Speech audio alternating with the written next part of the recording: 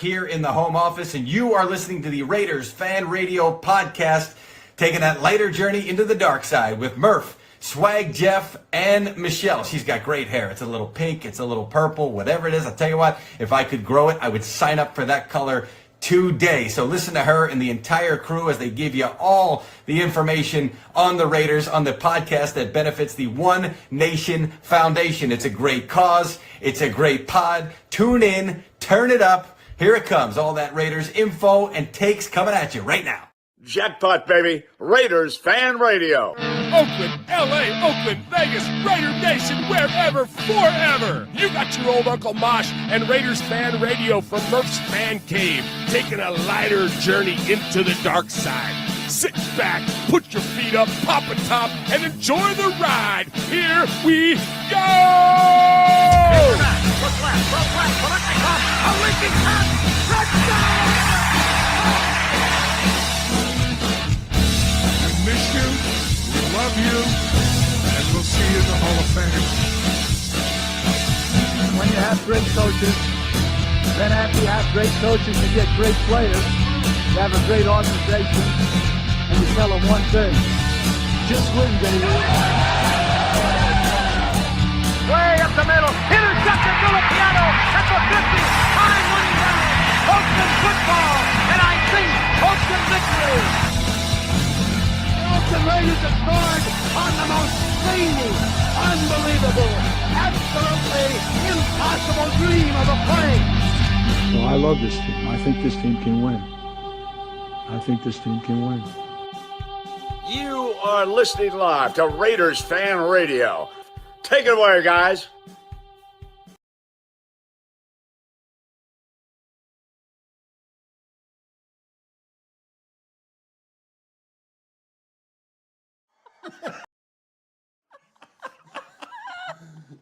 What is up, Raider Nation? Your buddy Murf back once again for what we trust will be a fantastic-ish episode of Raiders Fan Radio. It's going to be fantastic, all right. It's going to be silly one way or the other. As we are here to talk about your favorite football team, the Las Vegas Raiders. But we're also going to have a lot of fun along the way. Going to have some frivolity, as that's what we do around here. We don't take ourselves too seriously. We do take our fandom seriously, but not ourselves. So it's all about having a good time and celebrating the things that deserve to be celebrated, which in terms of play on the field is not the Las Vegas Raiders. But we'll still have a good time in here and not only hanging out with each other, sharing in a cocktail, but then also the most celebrated? I don't know if they're the most celebrated. I don't know what you got. I thought you were going to go the most electrifying fans. Do it. Do it, Swag Jeff. Take it over. My best friend and yours, Swag Jeff. Go. Hey, what's up, Raider Nation? Man, it's the most electrifying chat room in all of Raider Nation. Ron the Mater Raider, Leo, Vegas Raider, Pete, Martin, Paul, Sacktown Raider Mike in there, Vibe Raider in there, my beautiful wife is in there, John Ogle's in there. We got the whole crew, man. B. Al, we've got everybody, man. So yeah, so we're fired up to be here. And was that your intro? No, I'm not done. I was just turning over for the most electrifying chat entertainment bit. If you smell what Swag Jeff is cooking. We appreciate you, Raider Nation. Thank you to everybody that's in the chat room joining us live tonight on youtube.com/RaidersFanRadio. If you're a new listener to the show, which we have had numerous, even the Hiller guy was out here, my HVAC guy, and he's like, "Are you a Raider fan?" And I'm like, "Yeah," and because he saw the Raider Nation thing outside and whatever. Oh, yeah. He's like, "Are you a Raider fan?" I'm like, "Yeah," and he goes, "Me too." I'm like, "Really?" He goes, "Yeah, man." He goes, "I spent a lot of time in Southern California." And he goes, "And I just love everything about the Raiders." And he's like, and then immediately jumped in and started talking about Antonio Pierce. And I'm like, "All right, I see you, Hiller guy." Right on, I'm like, "Right on." I'm like, "That was cool." But anyways, so I gave one of our cards and stuff. And I'm like, "Yeah, check out the show." So if you, Hiller guy, are listening, call thank you a happy face truck today. Hiller! Is that nationwide or is that just I think it's a Southern thing, but I'm gonna guess it's a Southern. all you Southern Raider fans know what we're talking about. But anyways, we appreciate you, Raider Nation, joining us live. So again, if you're new to the show, my name is Murf, but I don't do this show alone. I do it with my two best friends as we sit here and talk about our favorite football team. And normally we don't do it from the dining room table. Normally we have a proper studio that we do this thing from, but we've just moved. So we're out here in the country and looking forward to building the new studio starting soon. And so probably I would say by the time we get to next season, we'll probably be settled into the new place, the Fan Cave 2.0 and all that. But in the meantime, we're podcast nomads. So we're just going to look for spots to do the show. We might even go sit outside or something. Who knows? Oh, yeah. But we're going to continue to bring the show. So apologize for the little bit of the echo that goes on here in the dining room. But again, we've just moved into the new place. But thank you for all of those of you, not only on the video version of the podcast, but also on the audio version of the podcast. You can find us on any audio podcast service, like Spotify, like Pandora. You ask your internet-connected device. Jeff usually check back in on the show on Amazon, right? Amazon Music. We're on YouTube Music. You know what I mean? We're on everything. I use Podcast Addict. On my Android phone. Okay. That's the one that I use. All of the podcasts I listen to, and it's all fed by Apple Podcasts. Oh, okay. But it's like a what do you call it? An aggregator. Yeah. So and so I listen to all my shows on there. But anyway, any podcast service that you can find us, any app that you use, just search Raiders Fan Radio. And if you do us a favor, please, not only on the video here, hit the like, hit the subscribe, hit the thumbs up, leave a comment after the show, share it with your Raider friends, hit a retweet.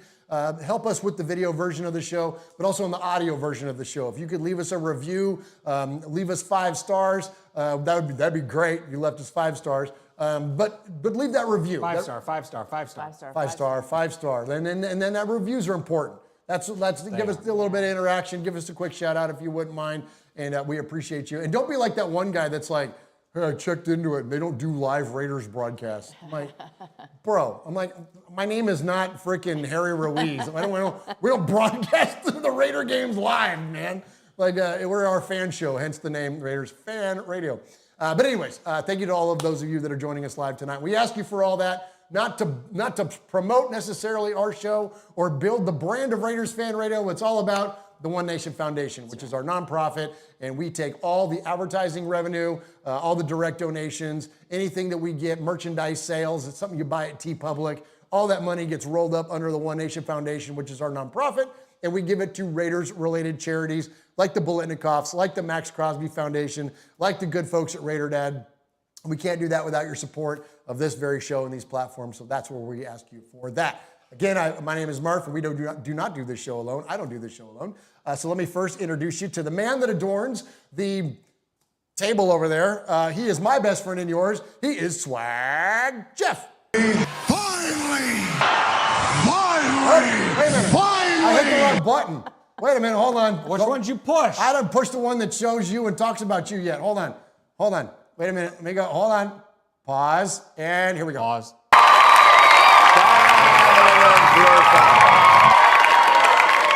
What up, Swaggo? Oh my gosh, man, I'm fired up to be here. I feel good today. I feel good because I'm wearing number 30. I'm rocking the Butcher, bro. Oh man, shout out Stu, man. Much respect to my good friend Stu Schwager. Show the back of that thing, Oh, Jeff. nice. Give it the bona fide so we know you're not talking about Rocket Richard over there. Yeah, absolutely. Oh yeah, man, I'm fired up to be here, and we're gonna try to keep it positive tonight. Because Are we? Yeah, man, we're gonna try anyway. We're gonna try. Do or do not, Jeff. There is no try. Yeah, well, I'm just gonna give it the old college try. That's pretty much all I can do at this point, because the team is what it is and all that good stuff. But yeah, man, we're gonna go back a little bit. We're gonna be talking about some good old days, some fun stuff and all that stuff. That's the only days we got now. That's the only days we got, man. So I'm excited to talk about the show. But Murph, we don't do the show alone. Heck no, it's time to class up the joint. Yeah, man, you got to. So sitting over here to my right, adorning the dining room table over here, is the lovely Michelle Swag. Hey, Michelle.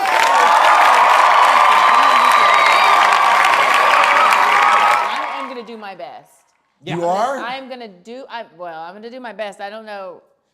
It may not be good enough, but I'm going to do what I can, so. Well, thank you for holding down the positivity over there, Michelle. Oh, yeah. But the chat room never lets us down. That's something positive. Absolutely they don't, Perfect because you timing. know why? Why is that? Because you know why? Because our friend Intel is in the chat and just dropped a $100 donation he to the did. One Nation Foundation. He said, let's get this party started. Dude, and you have. Thank you. Much respect. Thank you, brother. Thank you, much. Intel. Like Murph said, that Please goes go to, on that there. goes to Go some on, amazing. go on. Yep, it goes to some amazing charities. The One Nation Foundation gives to different Raider-related charities, such as the Max Crosby Foundation gives to Raider Dad, that takes underprivileged kids and their parental figures to Raider games, and it also gives, of course, the Bolitnikov Foundation, which gives rehabilitative services and places to go for women at risk of domestic violence and substance abuse. So Intel, can't thank you enough. That's absolutely incredible, man. So any super chat tonight goes to that, just like it does on every single night of Raiders Fan Radio. So, dude, we can't thank you enough, man. You're our brother. Thank you, man. Thank you so much. And Michelle, I'm gonna put you on the spot a little bit, but just to, we say all these different foundations and entities that we support, but I know the Bolitnikov Foundation is special to you. And just talk a little bit about what they do. Because one thing for us to give them money, but it's another thing to see what that money does in action, and tell them a little bit about that. So they help give women a space who have been victims of domestic violence. They give them a space where they can rehabilitate and just kind of be in a safe space, and they help them, with their clothing and just little things you don't think about, like socks and underwear and just things that nobody would think about. And so they, you don't realize the amount of women that are in domestic violence situations, because a lot of times they're not telling anybody. So having a space where they can go and find the help that they need is, I don't even think you can put a price on it. It's just tremendous, the work that they do there. It absolutely Very well is. said, Yeah, Michelle. much respect. And Intel says, say less. And so he gave us another $100 to the One Nation Foundation. So wow, Intel. Holy cow. We're indebted to you, man.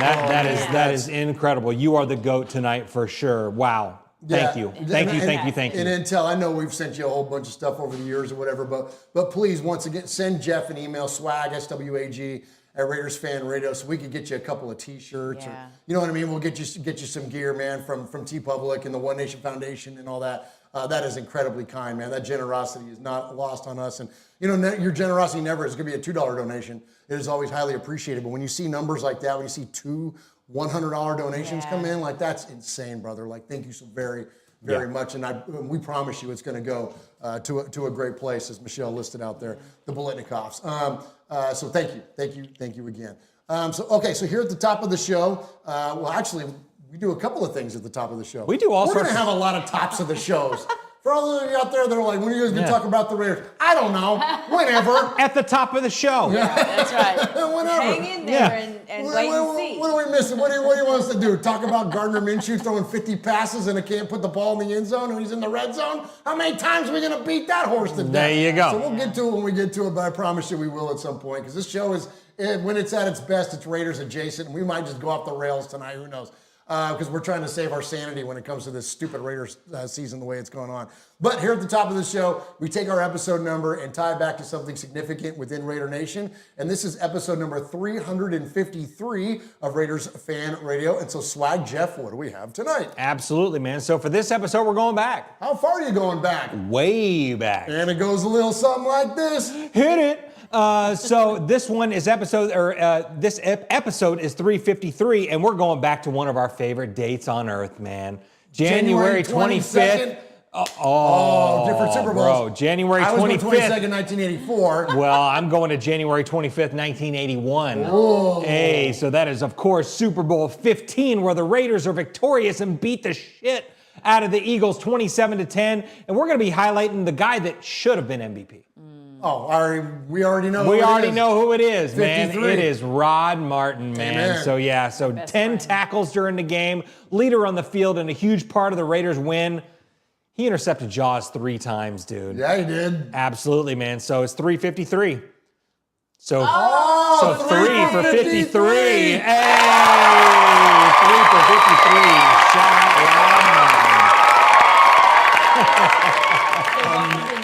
Please, Michelle, jump in on that. Sacktown Yeah. Raider Mike said, I'll throw in 20 to the One Nation Foundation. Wow, thank you. brother. And then Jason Hunter said, hope all is well with y'all and your families. Another $20. You guys,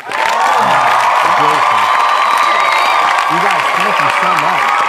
And it's so cool, like this, you know, I mean, we do the summer of swag during the summer, where we give away signed jerseys and, you know, all sorts of stuff that we do, pictures and all that kind of stuff. But we're not giving anything away tonight. And it's just the generosity of Raider Nation Raider Nation truly is 100% undefeated. Yeah. And we're in the worst, like, this isn't, like, people don't even have anything to be excited about right now, and yet you're still willing to, like, Jason Hunter and, like, Intel in there, to be that kind, to share with us, like, that speaks volumes for the character of this fan base, and that's something that I will always say, and that, like, and let me say this, and then let's go to some contact info and get into the show. And I was joking earlier, we are going to talk about the Raiders, but, like, as down as we can be as fans, as bad as the football team can be at times, as a 2-win football team, I know we still got a little bit of a ways to go, but it's not going well. So to have that kind of energy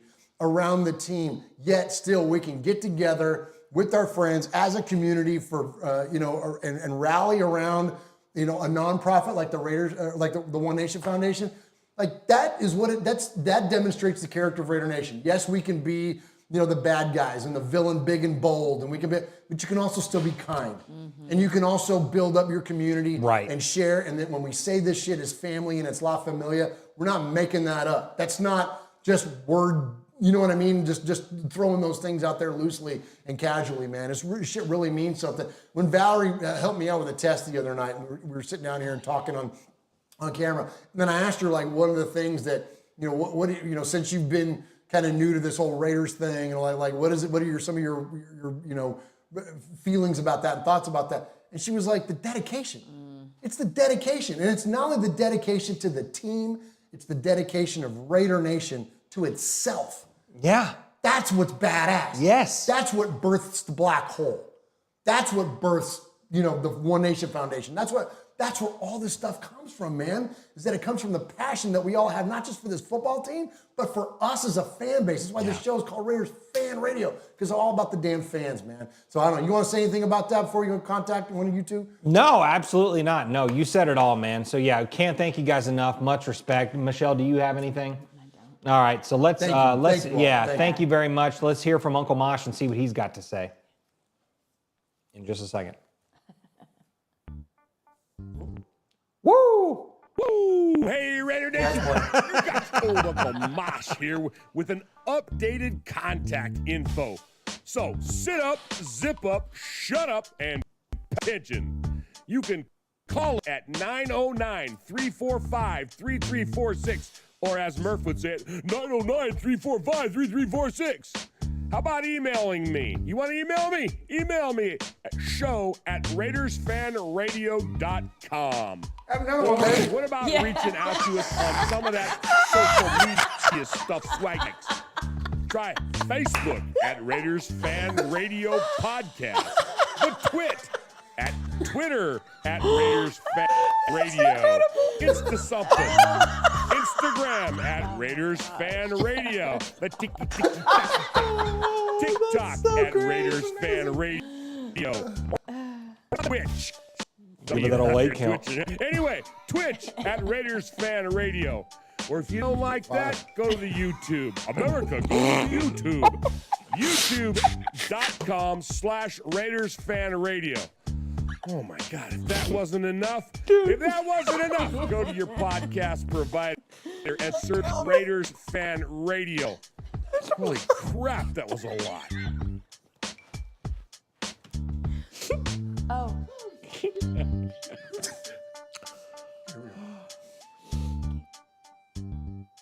Good. Yes. I don't know if they could hear us or not. I don't know if they could hear what we were laughing about. I don't know. Oh my gosh, we'll save that for RFR After Dark. All right, no kidding. So here at the top of the show, we don't do props, we don't do shout-outs, but there's nothing wrong with those things. Yeah. But we're Italian, so we like to give a little bit of respect. Sure. It ain't sold, it ain't Well, demanded, it ain't negotiated, it's earned. And without blowing smoke or giving shameless plugs, we want to say salute and much respect to the following folks.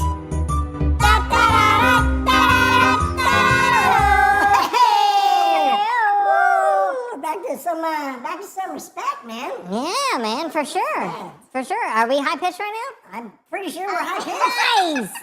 Nice. Way high pitched, bro. Oh, nice. Hell yeah, it's nice. It's nice as hell, bro. man, that soundbite came in a little flat there. But anyways, I think.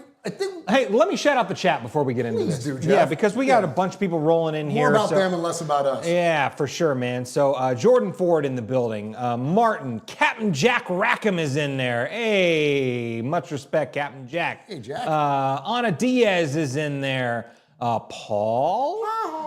Elon Bush in there. Sacktown Raider Mike. Jay Jackson, hashtag Navajo on the go, is in the building. Jason Hunter's in there. Vegas Raider Pete. Let's see here. Mr. Wilson is in there. We got the whole crew, dude. That's awesome.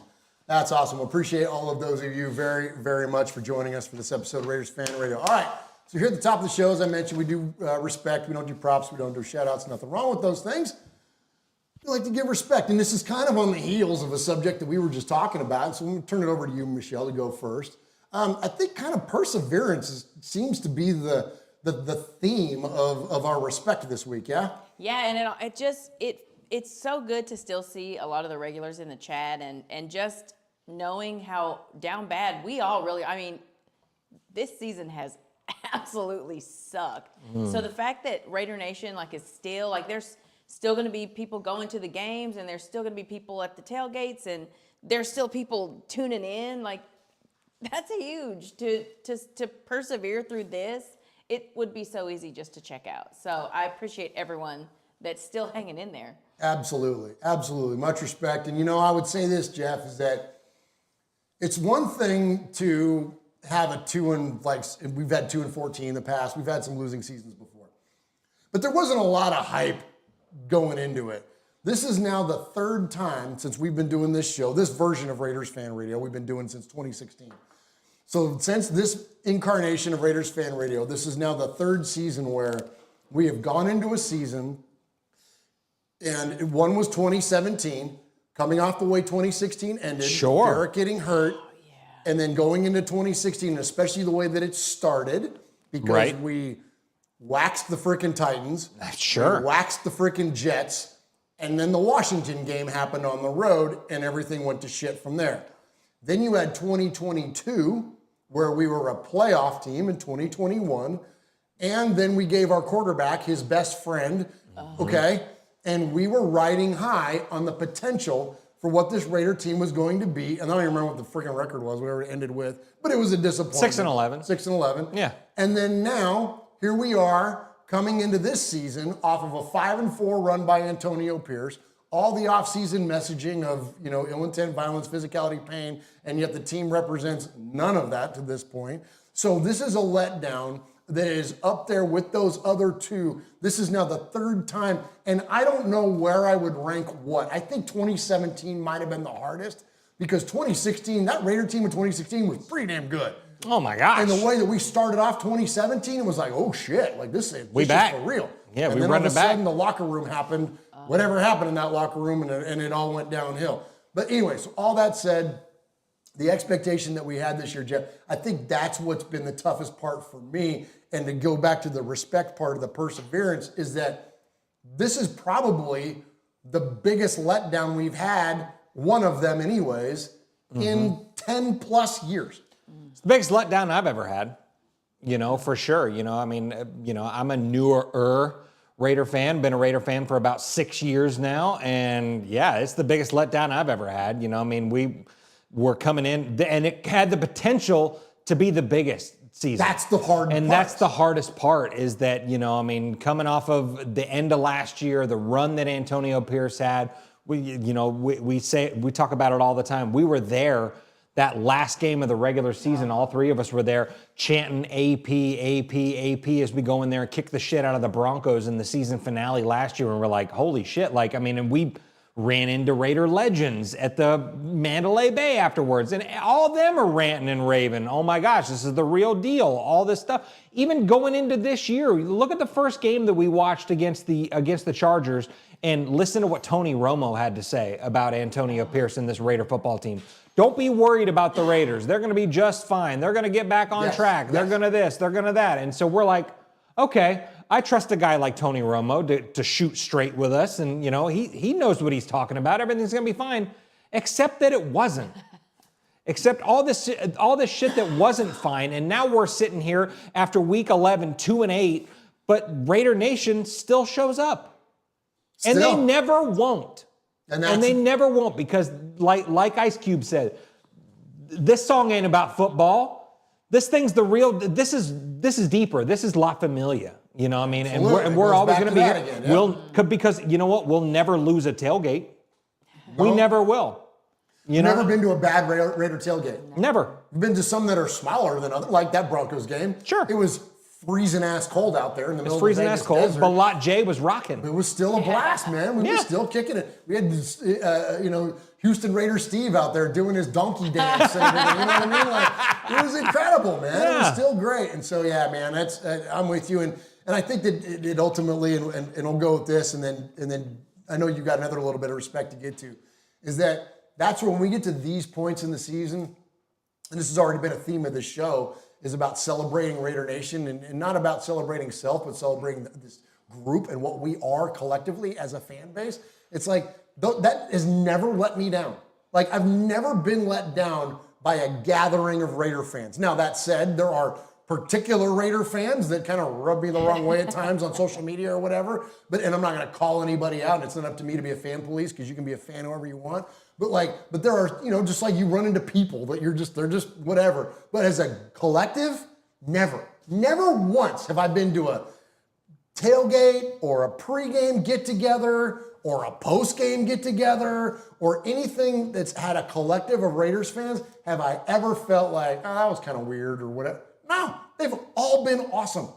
That's it. Like, that's what it all comes down to me. Is, man, Raider fans are absolutely undefeated. So thank you guys for keep showing up. All right, I know you got a little bit more to get you on respect. Yeah, just wanted to tag the respect segment with the guy that's on my chest right here, Stu Schwaggart. So we talked about it a little bit last week, and I think the week before as well on the rundown. We were fortunate enough, me and Michelle were fortunate enough to hang out with not only Stu but Graf as well. We were able to hang out with those guys. Just, I mean, the salt of the earth, man. They're absolutely incredible guys, and I had a great text conversation this week. I sent Stu a picture of my jersey. He was all fired up and all that stuff. He goes, we need to start the movement for the cocaine 30s.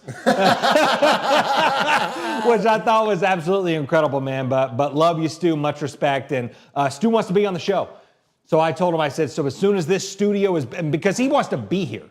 He wants to physically be in the building. He would be our second Raider player to be in the studio. Absolutely, and the only one that could not get cut. Yeah. because Comp was in the building and he got cut. Well, he didn't get re-signed. He got cut. He got cut. So yeah, but Stu, we can't wait to have you on the show, and even if we can't get you live in here soon, we will do a show with you very soon. 100%. Yeah. Absolutely. Yeah. Absolutely. So good stuff there, man. Appreciate you all. It'll be fun to have Graf and Stu both down here. We're going to time that out. Graf's he's only in Texas. He ain't that far. He ain't that far. We can figure that out. Yeah. But anyway, appreciate you, Raider Nation. All right, so is it time? Oh no, we got a new segment to go over. Oh, yeah. T's and P's? Before we talked about the present, we're going to talk about the past. Oh, we are? Yeah, so do we have a T's and P's? It's Italian Thanksgiving. It's Italian Thanksgiving, so we could talk about the peas. Well, and then Michelle. I had teas right before. Hey. How's about your life? We all know what the T's stand for. They were delicious. But yeah, let's hit a break and then let's go way back, huh? Okay, let's do it. What's up, Raider Nation? It's your boy, Will Compton. You're listening to Raiders Fan Radio with my boys Murf, Swaggy Jeff, and Uncle Mosh. Tune in because they fucking put out a banger podcast. Way back. We just set it, turn it on, open the door, and there we are. Or were, really. Pluribus delenda est, in tres partes argentum sum. What did he say? What did he say? Well, that's Raiders! That's what he said, damn it. So anyways, welcome to our new segment. This is the Silver and Black Wayback. We've got two shows on this network. One of them is called Silver and Black Flashback, but we're going to go way back because we usually go and do like something that happened in the past or like feature an old soundbite or whatever. And I thought, well, that'd be kind of fun. We'll make it a new segment. So we're going to do the Silver and Black Wayback. And so to start off this segment, y'all, we're going to kick it off by celebrating when John Madden went back to the Oakland Coliseum for the first time. The anniversary of that day is yesterday. So it No happened kidding. on October, what's the date? November 19th, 1995. Madden returns to the Oakland Coliseum to call a game between the Oakland Raiders and the Dallas Cowboys. And so let's check This is in. the first time back in Oakland since he coached. Since he coached. Wow. Because the Raiders were in LA for that whole time. You're right. So this was the first game he's done as a Raiders or as a CBS broadcaster, and the first time he was covering the Raiders at home. Okay. So here you go. So let's check in. Pat Summerall. Let's listen to these voices, man. Pat Summerall, John Madden, back at the Oakland Coliseum. And the reason I wanted to play this for you and feature this is because it's not even so much celebrating Madden's return, but listen to what Madden has to say about Oakland. Perfect. It is something special. The Oakland Coliseum, the home of the Oakland Raiders, as they entertain the Dallas Cowboys. A perfect afternoon. And I'll tell you, these fans are something else. Arriving here at the Oakland Coliseum, well, it makes you think that football is what it is and what it should be. And when John Madden, my colleague, got here, he got a special welcome. We want John! We want John! We want John! We want John!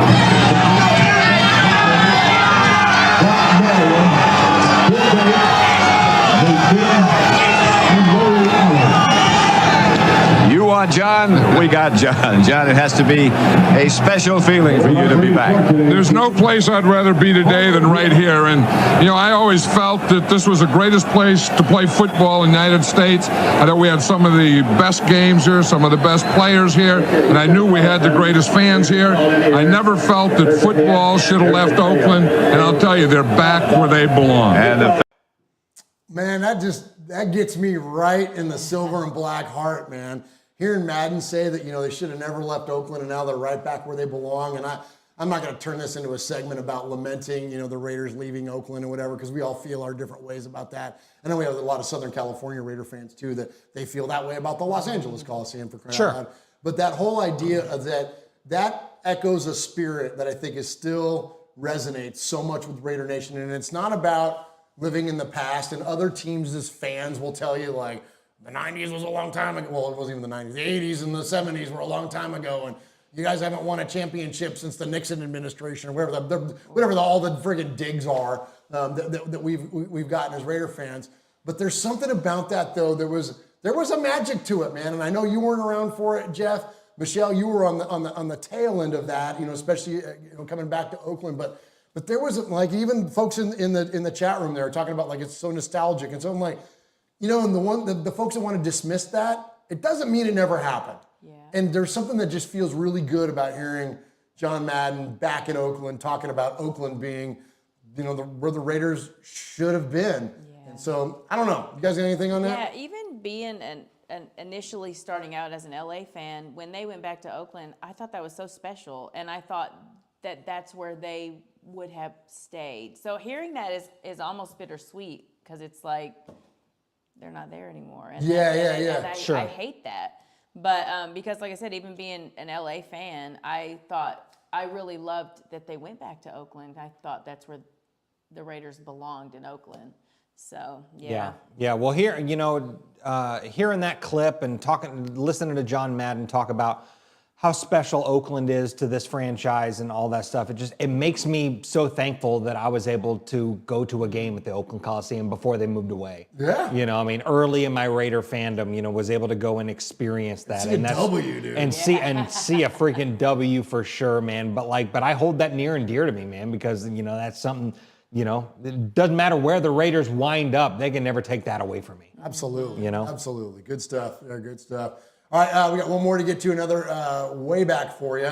So this is funny. So a little bit of an inside joke for us around here at Raiders Fan Radio is that every once in a while, when something will go too far, okay, one of the two of you will go, okay, yeah, all right. Like, now you've gone to it. Like, we can be goofy and silly and make all kinds of jokes and stuff, but then there's that one thing and someone goes, all right, now that's enough, right? Okay, so this clip jumped out at me because it's Lyle Alzado talking about Chris Ward, who was an offensive lineman for the Jets, okay? Okay. So Chris Ward and Alzado famously get into an altercation, and Alzado rips the guy's helmet off and is swinging it at him, right? So, it's this major, major fight. So afterwards, Alzado was asked about the altercation, okay? And in classic Alzado fashion, this is what he had to say about it. Bad enough to take it off his head, but then to throw it at him after he's uncovered, that seems a bit malicious. They got him for unsportsmanlike conduct or something. Like, that's unsportsmanlike.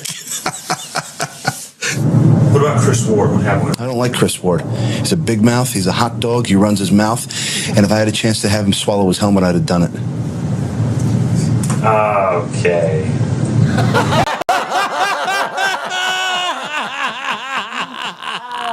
that incredible? Oh, that's incredible. Let me play that again. What about Chris Ward? What happened? I don't like Chris Ward. He's a big mouth. He's a hot dog. He runs his mouth. And if I had a chance to have him swallow his helmet, I'd have done it. Okay. That's incredible.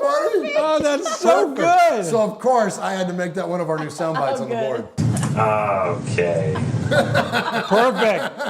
Perfect. Oh, my gosh. Anyways, so I hope you guys enjoyed that. A little bit of our silver and black way back. All right, so without further ado, with much reluctance, Let's talk about the current version of the Raiders and talk about this game that happened on Sunday. Jeff, take us to a break, and then let's talk about it.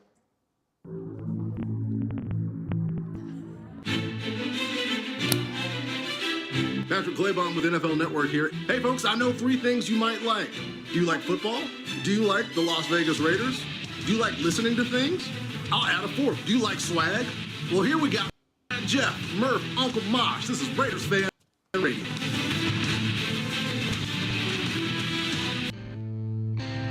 What's up, Raider Nation? It's your boy, Will Compton.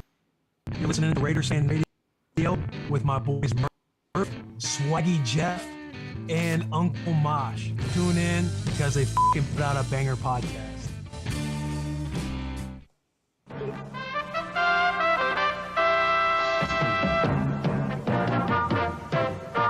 This is Raiders Fan Radio. I'm Brent Musburger, and I don't care who wins, as long as it's the Raiders.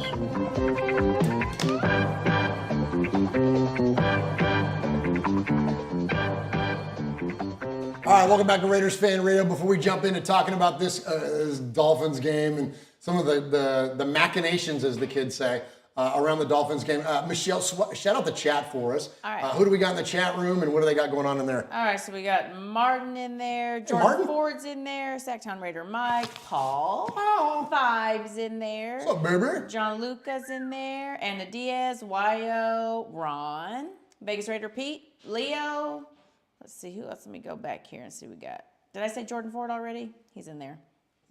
Jay in St. Louis, man. He's always in there. I didn't see him. No, that's Jordan Ford. Oh, that's right. Yeah. Why does he do that? Jordan, pick a name. I'm just kidding. I'm just Just get one and go with it, man. Yeah. All right, so let's talk a little bit about this Dolphins game. You know, I would be lying to you, Raider Nation, if I didn't tell you that I have entered into the disassociation phase of my fandom for the 2024 season. This was hard, man. You know, Michelle and Jeff were at the Bengals game, so they were there, so they were invested. I watched that game on TV, and then we all watched this one, all being us here in the fan cave, or not the fan cave, but the dining room. I watched this collectively on TV, and it was a difficult investment, you know, despite the new offensive coordinator, despite the, I don't know, attempted reinvigoration, I think, around a lot of players and some staff members and whatnot. It was still just kind of a rough watch, and it was still a lot more of the same. To keep it positive, it was nice to see Brock Bowers do what Brock Bowers kind of had a breakout game a little bit. Kind of had a breakout game, and I think that, you know, there was a comment that got made during the game, and I can't remember who it was, what commentator, but he said, right now it's time to focus on players, not plays.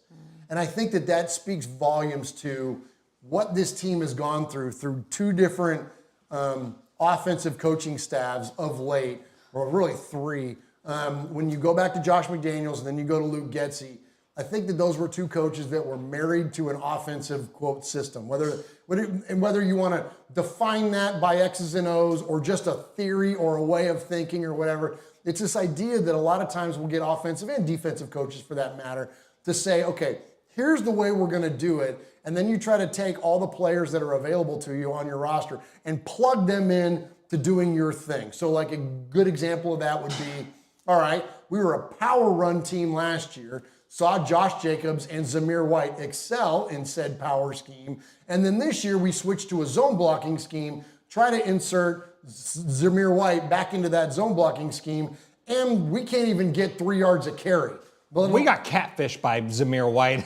Well, but I don't even know if I blame him entirely. Sure, yeah. Like, again, you can't take a guy that does one thing well and then do another thing and go, okay, now go do that. Why not develop something around the talent that you have and not try to insert? So I think that there was a little bit of a different mindset and approach to Scott and Norv Turner, to where it's just get the ball into Brock Bowers' hand and hopefully something good will happen. And look at how much did happen. Now, granted, there's not enough offensive output around the rest of the team to be able to match that kind that we got from him. You know, when Jacoby Myers is your leading rusher, for crying out loud, that's not a good sign for this football team. So I think that there is clearly there's a long way to go. it's been a rough watch, even defensively, which was supposed to be the hallmark of this football team.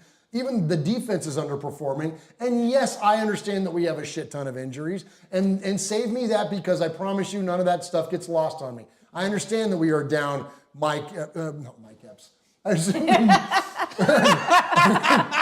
You know what? Mike Epps might be able to play better safety. Yeah. I understand we are down Marcus Epps. I understand that we're down Malcolm Kuntz. I understand that we're down Christian Wilkins.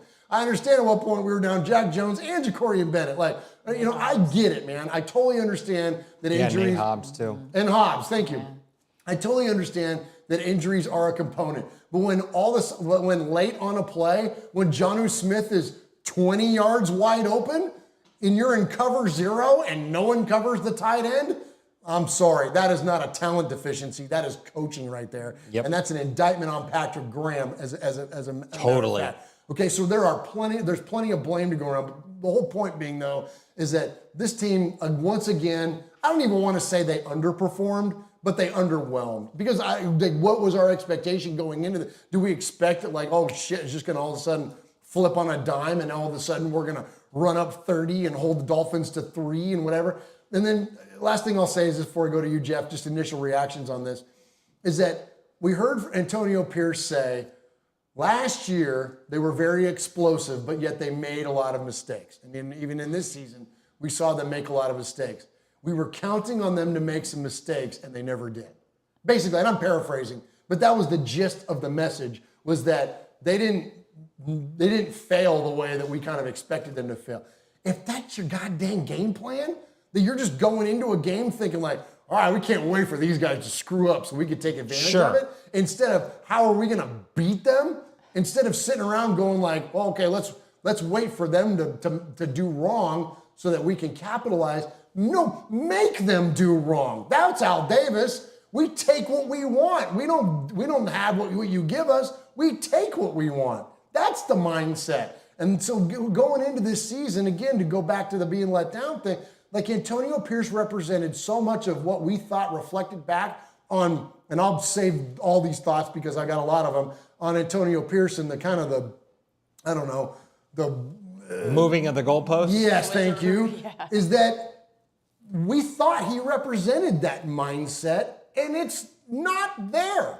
It's not there, and I want to get in more into that. But anyways, just keep it at initial thoughts here as we go around the table a little bit, y'all. But what was your energy like going in and coming out of that damn game? Yeah, well, you know, I was expecting a little bit more out of the offense. You know, I was expecting them to push the ball down the field more than what they did, which, you know, respect to Brock Bowers. Thank God for him, because, you know, he really did shine. He was the bright spot of our entire team.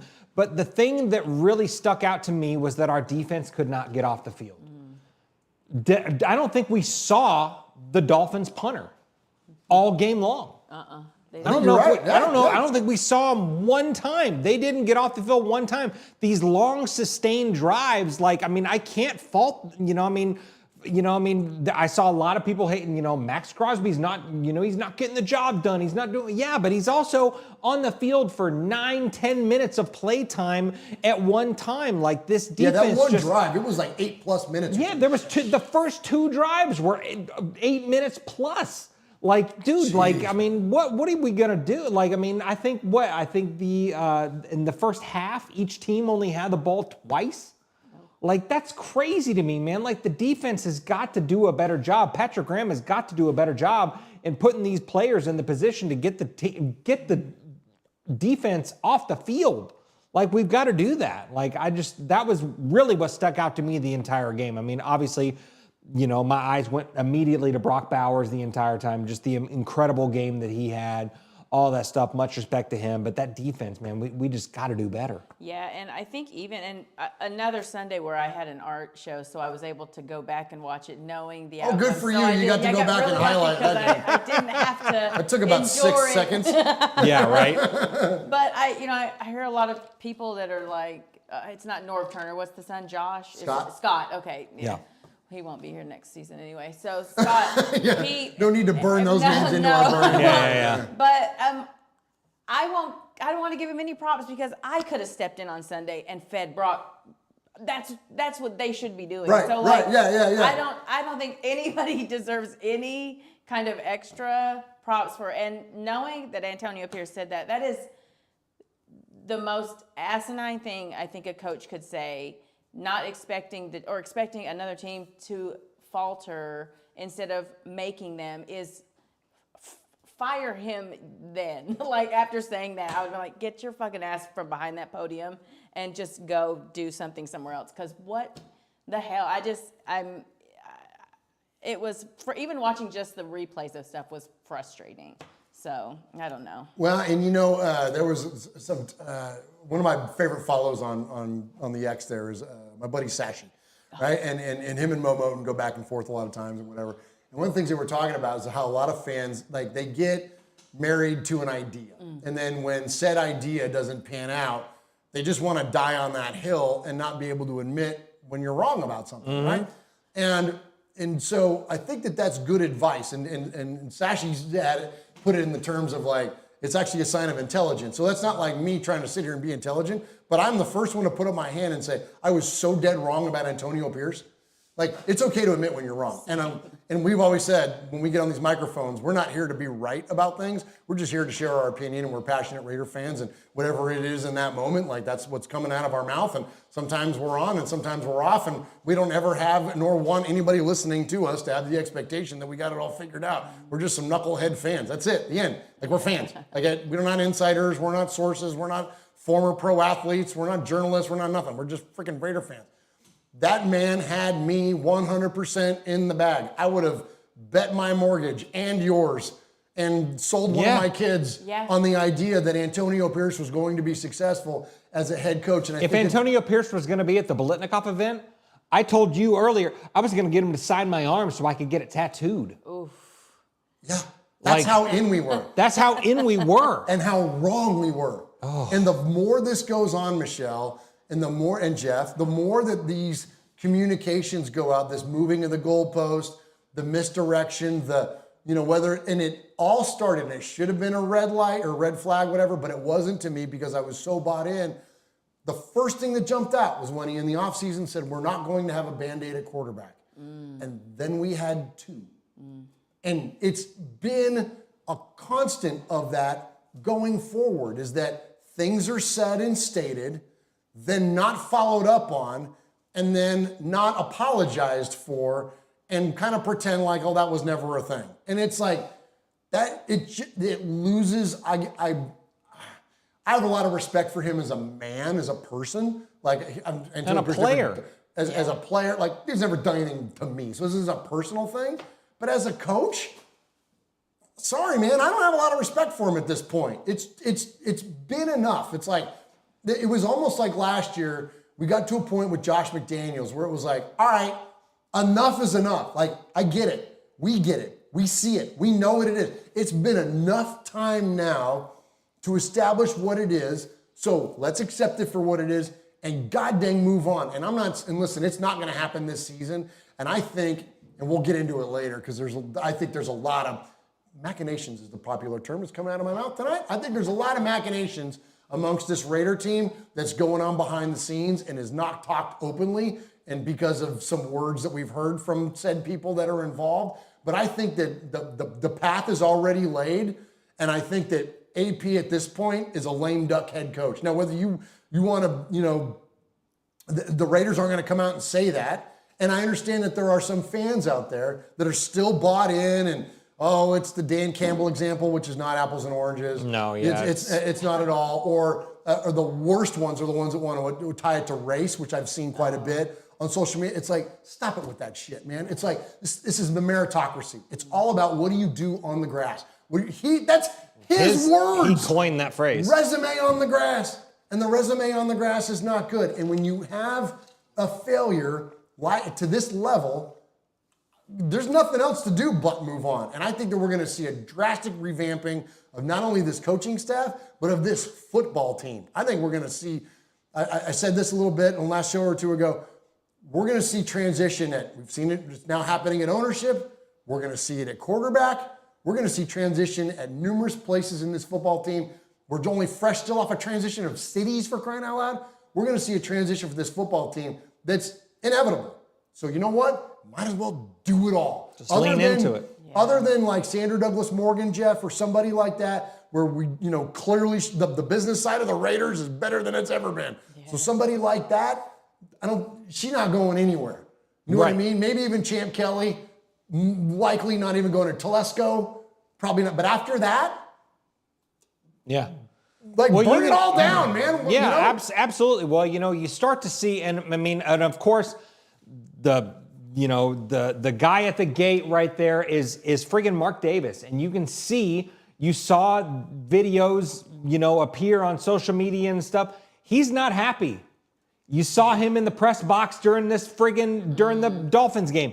He's not happy with what's going on. He's getting up and he's walking away and all that stuff. And that's very reminiscent of what happened last year with Josh McDaniels and all this stuff. He's not yelling at fans, telling them to smarten up or whatever, but no one's putting signs in his face yet. Well, that's true too. Antonio Pierce. That's true too. Hey man, we're about 2 more bad losses off that. 100%. Let us get smoked by 100%. But I said earlier that Zeus White catfished us. Antonio Pierce catfish. That's the catfish. That's the catfish. He looked all sexy coming in at the end of last season and all that stuff, and put out all these great media content with the Raiders of him pulling up in a video of him walking into the office with his Air Force Ones and shit. We're going, Raider Nation, stand up. All this stuff. Yeah. Holy shit, none of that was backed up. Yeah. That's just man. I'm trying so desperately to find the positive spin on this stuff because we are a lighter side journey into the dark side. And besides Brock Bowers, and I'm talking Max Crosby included, Brock Bowers is the only thing that's positive on this football team right now. Holy cow, this offense is playing so scared. They're not pushing the ball down the field. Gardner Minshew, I don't know what happened to him between last year and this year, but the guy seems like he's scared to play the game of football. When he's back in the backfield, he even just seems like he's got some anxiety, like his mother-in-law's coming into town or something like that. I don't know what's going on with him, but holy cow, just nothing's working good except for 89. Absolutely. When we were on Silver and Black today, this last week, I was doing the post-game show with Scott and Michelle. At one point, I apologized. I'm like, y'all, I don't want this to just be the pile-on AP hour. Sure. But then Scott and Mo, on their last show that just came out, and shout out Silver and Black today. If you guys have listened to them, go listen to those. Oh, do it. They brought it up, that exact point, and it was, but that's all we have right now, so we're going to address it. And I think that it's important, Michelle, that this isn't the three of us piling on. And it feels like at times, because Jeff mentioned it, we're the lighter side journey in the dark side. So I don't want this to be a pile on a guy, but how do you not at this point? And so that's where let's go to that direction with the conversation. We're not negative people. The three of us are very positive and look for the good and look for, things to be energized about but what is there to be other than the smallest examples like Brock Bowers or maybe a JPJ or the way that some of the players have responded in their young careers. But in terms of the overall of this football team, it's negative, and that lands on the shoulders of one guy. And the only reason I say that is this. On these microphones, not that long ago, months ago, I said the turnaround of the culture and the winning mentality around this organization, that responsibility falls solely on one person. And I said at the time, and I meant it, and it was true at the time. So if we're willing to assign the entirety of the credit for the turnaround, we've got to be willing to assign the blame. And being that this is a Raiders show and we're talking about the Raiders, Michelle, it's unfortunate, but that's what we got to talk about is the future and the impact of this head coach. Yeah, imagine if we were sitting here talking about what a great job he was doing. Nobody would be tuning in because we would be lying. We would literally be lying. So there is no good news, guys. The only good news is that next season there will be a new quarterback and a new damn coach, because I really can't fathom him sticking around for another season. That would be, I just can't see Mark Davis making that epic of a mistake. It just seems unthinkable for him to be the coach. supposed to be learning under all of these people, and he doesn't appear to have learned anything. Every single post-game press conference is he doesn't sound like a coach. There's no way they're going to bring in a new quarterback and expect him to be the one to develop a coach. To develop the quarterback. There's no way. That's the only. And I've never been this negative. I haven't been on the show long, but if you couple years now though. Yeah, I have always touted positivity because I always felt like there is no hope for this staff. I don't have any faith in the staff. I don't think there is any. No. I mean. I don't think so either. And for those. Hate that. Oh, for sure. Absolutely, man. But for those of you, because I see a lot of people coming to AP's, his corner and stuff like that. Hold on, I got to lead in for you. Okay, lead in. Let me lead in on you that. Because there's not only a lot of people coming on in defense of Antonio Pierce for whatever reason, whatever their criteria is, but then also there's this absolutely ridiculous theory out there that he's part of the quote tank. Oh. Okay? And again, I've talked a lot about him tonight, but shout out Mo Moten and Scott Gilbranson, because good info is good info. And Mo made a great point, is that, AP's coaching for his life, not his life, but he's coaching for his job right now, okay? You don't get a second year when you're that level of a failure. Michelle talked about Mark Davis. Mark Davis doesn't want to be embarrassed. We know what happens when Mark Davis gets embarrassed. Jack Del Rio announces his own firing in a press conference. That's what happens when Mark Davis feels embarrassed. Yeah, he may be whatever you want to say about him and his haircut and what he drives and where he eats and all that stuff, but he's still got a little bit of his old man in him, okay? And so Mark Davis will take action when action is necessary. And so there's definitely a point that it can be pushed. So anyways, there's not this tank thing. That's fan shit, man. Y'all stop with that. Anybody, and listen, and I know that we can be biased towards conspiracy theories because we're Raider fans, and yes, do I believe there was a history of some officiating woes because of the NFL's angst against Al Davis? I 100% believe those things existed, and I agree with them. That is not this layer now. Where we're at in the modern day NFL, those things there's no grudges being held like that. If anything, they love Mark Davis because he's pouring a lot of money into the dang NFL, okay? So all that said, this idea that Mark would have this grand conspiracy theory to involve Antonio Pierce failing is ridiculous. And so shout out Mo for bringing it up, and also shouting out Mo for identifying this clip during the game of announcer Jay Feely talking about his conversation with Antonio Pierce prior to the game. Listen to this. It's been a week of change for this Raiders team. And I give Antonio Pierce a lot of credit, because it's not easy as a first-time head coach to make a decision halfway through your first season and say, I'm going to fire my offense coordinator, I'm going to fire my quarterbacks coach and my offensive line coach. He was pretty transparent with us. He said, because I want to be wearing these colors next year, and he felt like now was the time that he needed to make that move. Well, there you go. He's not in on the tank. If he was in for the tank, he would have kept Luke Getsy. Right. The end, for sure. So, but for those of you that are trying to compare Antonio Pierce to Dan Campbell, that's the big one. You watch Dan Campbell's first year, they go 3-13, but they were in games. They didn't have a ton of crazy bluffs, but their game plan was good. You look at this team, the game plan is ass. Yeah. They don't come in ready to play, it seems.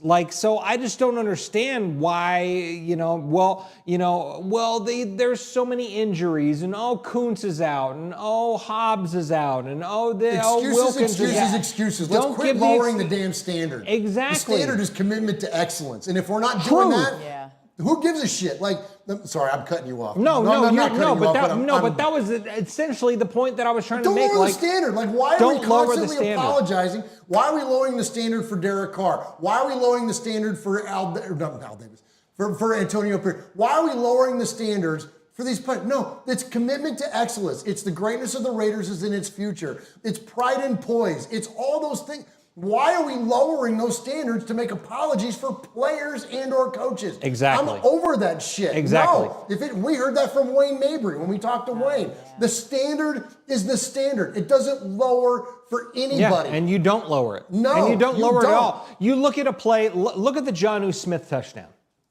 Look at that last week. It doesn't matter who was in the building. It doesn't matter if friggin' Marcus Epps and Nate Hobbs and healthy Jacorian Bennett and all that stuff was in there. The play was blown. That was a shit call on the defense. No one blocked Jonnu Smith. Like you said, Jonnu Smith had 20 yards of play time in the middle of that catch. He was able to go and he threw the ball to his family and all this. But that's embarrassing, bro. He had a career day. He had a career day. In year 8. There you go. Come on now. There you go. That's Raider football. It doesn't matter. It doesn't matter if the injuries are there or not. The game plan isn't there. I wanted to shout out, there were a couple of super chats. Oh, sure. Yeah, please. Matthew Stanley said, how many times did they show Norv on Sunday over under 40? And then he's up there with Taylor Swift. Oh my gosh. Yeah, right. Sacktown Raider Mike gave a $5 donation and said, Raider Nation for life no matter what. If we fall this year, we always have next year. What else can we do? We're Raiders fans. Amen. Let's give it up for those super fans. There you go.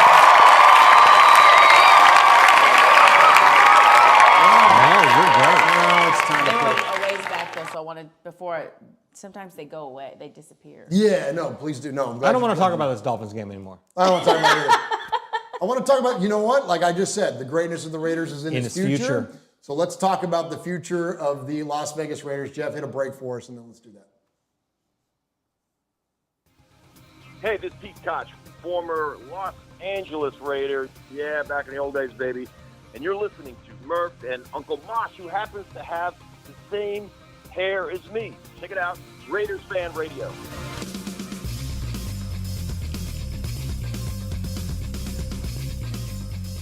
All right, I am going to go out on a little bit of a ledge, or a cliff, or a plank. As the kids say, because we are Raiders for crying out loud. That's right. Yeah, we are. So you and I had a conversation going back 3 weeks now about Shedeur Sanders. And when really doing a deep dive on him as a player and really watching a lot of Colorado football and kind of seeing the way that this thing is unfolding, and you guys know the whole story. So you don't come to Raiders Fan Radio for breaking news for crying out loud. So you don't understand the setup, okay? The dynamic between him and Mark Davis and him and Tom Brady and yada, yada, yada, right?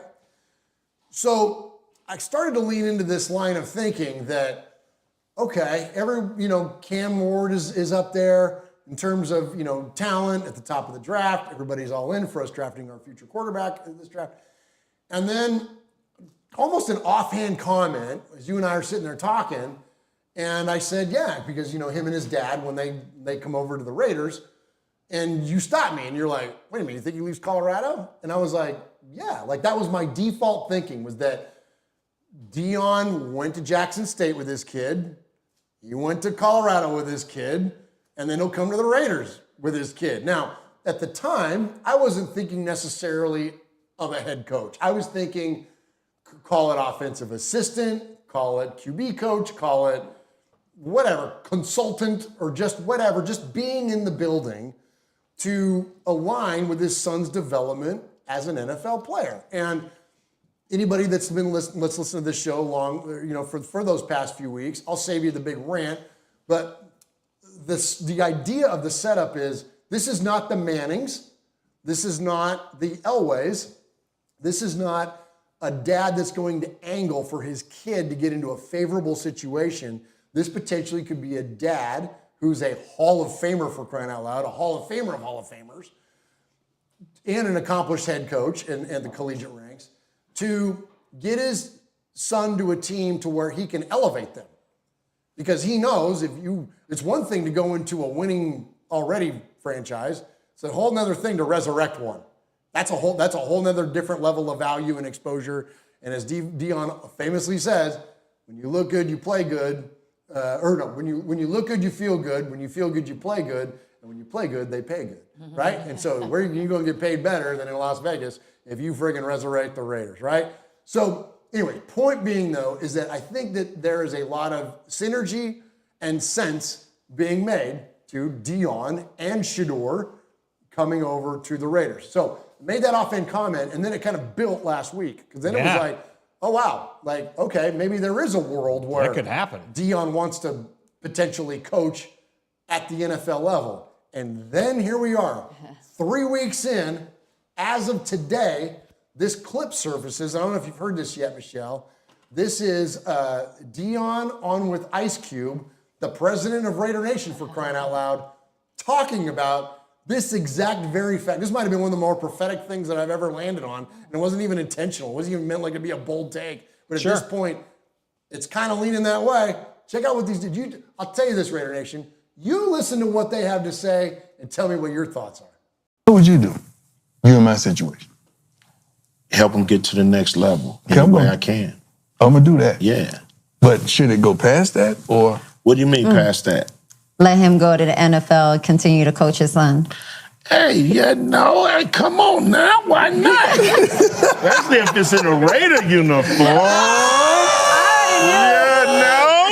Come on, baby. Oh, man, don't get me to acting a fool. You know what I mean? That would be a dream come true as a fan of the Raiders, or as the president of the Raider Nation. You know what I mean? I do approve this message. Michelle, you can't take that any other way. And you can't also tell me that there aren't, because, okay, well, I'm going to set you up like this. Okay. He was asked last week, last time we talked about this idea of would he angle for his kid to go to the Raiders? And he said yes, but not openly. Right. With that, to me, I read tea leaves, man. So you hear that, okay, we're going to have communications. We're going to do it off the books, outside the public eye. Now you've got Ice Cube dropping a little bit of a thing there for him, and he pounces all over it. Yeah. And you can't see it for those in the audio podcast. They stand up. They're freaking they're dapping it up. They're like laughing about how. You can't tell me that there are not conversations already going on between freaking Mark Davis, Tom Brady, Dion, and Shedeur Sanders. It's got to be in the mix. Now, I'm not saying it's going to happen. Yeah. This shit's in the mix, right? Yeah. Am I crazy? I don't think you're crazy at all, because I think there's always talks happening that obviously we're not privy to. I think it's wild of Ice Cube as president of RaiderNation to be on there talking about AP's still the coach. He's still the coach. So to be soliciting for someone else. Great take. That's a great call. Great take.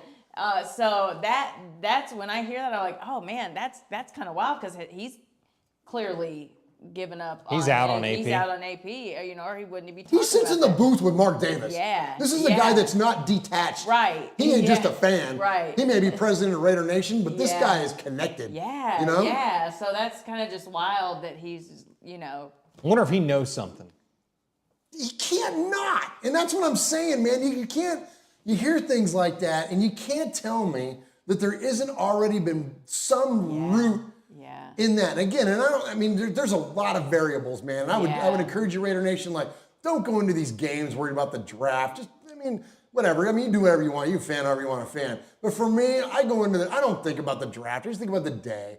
Stay in the present. Just try to stay focused on what the energy is of the day. I don't worry about that, because you got to go through free agency. You're going to have trades. You're going to have all kinds of stuff going in before the draft, let alone all these rest of these games to still play out. We're a ways off of all that. But the more that this goes on, Jeff, if it came down to it, I'll just say it like this. Okay. If it came down to it, where the Raiders had their choice, of any player in the draft, I think that comes down to Shedeur Sanders. And for those of you that are out there saying but do you want Dion to come along with him? Do you want the circus? And you want all that? I don't look at it like that at all. I look at Dion as a representation of what the Raiders could be, or what they have been in the past, and we're immediately relevant. Do y'all get that? And not you two, because I know you two do, but I'm imploring those out there that are in earshot of my voice here. Do you realize how significant this would be? Yeah. This would be a seismic shift in the Raiders' relevancy. Because guess what? We're not relevant right now. And we haven't been relevant in a very long time. Since we were really genuinely relevant. I'm not talking about 2016 even. I'm talking about like media attention, like holy shit, this thing is gonna turn around. There's a lot of bona fides going on. You're talking about back to the early 2000s since there was that kind of energy around this football team. You bring in Dion, you bring in Shador, and Tom Brady's de facto head of our football operations and whatnot. Yeah. You can't tell me that doesn't fire you up. And if it doesn't fire you up, I'm sorry, but it fires the shit out of me. And I'm an old guy. Like that would fire me the hell up, man, to have Dion on the sideline in some form or fashion and his kid leading this football team? Yep. Come on, man. Yep, 100%. 100%, man. I totally agree. And after digging in a little bit, because I was a little worried that it was going to be a LeVar Ball situation or something like that kind of coming in and stuff like that. But LeVar's about him. But exactly. Dion's about his kid. He's about his kid and he's about his legacy as well. He's not going to come and get embarrassed. Well, that's true too. You know That's what a I good mean? point. Like he's not going to come in and be made look like a chump. That's true too. He's not Very going to much. do that. He's not going to go into that situation. So, so you look at that and I don't see the circus that a lot of people are seeing right now. Once I've kind of dug in and I see an 8-2 football team in Colorado. I see an actual player's coach.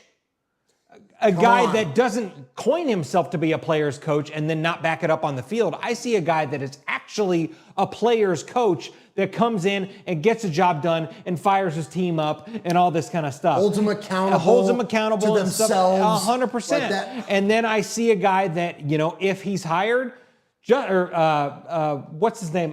Travis Hunter is not going to be the first overall pick. The Raiders are going to do whatever they need to do to trade up to number 1 if they're not already number 1.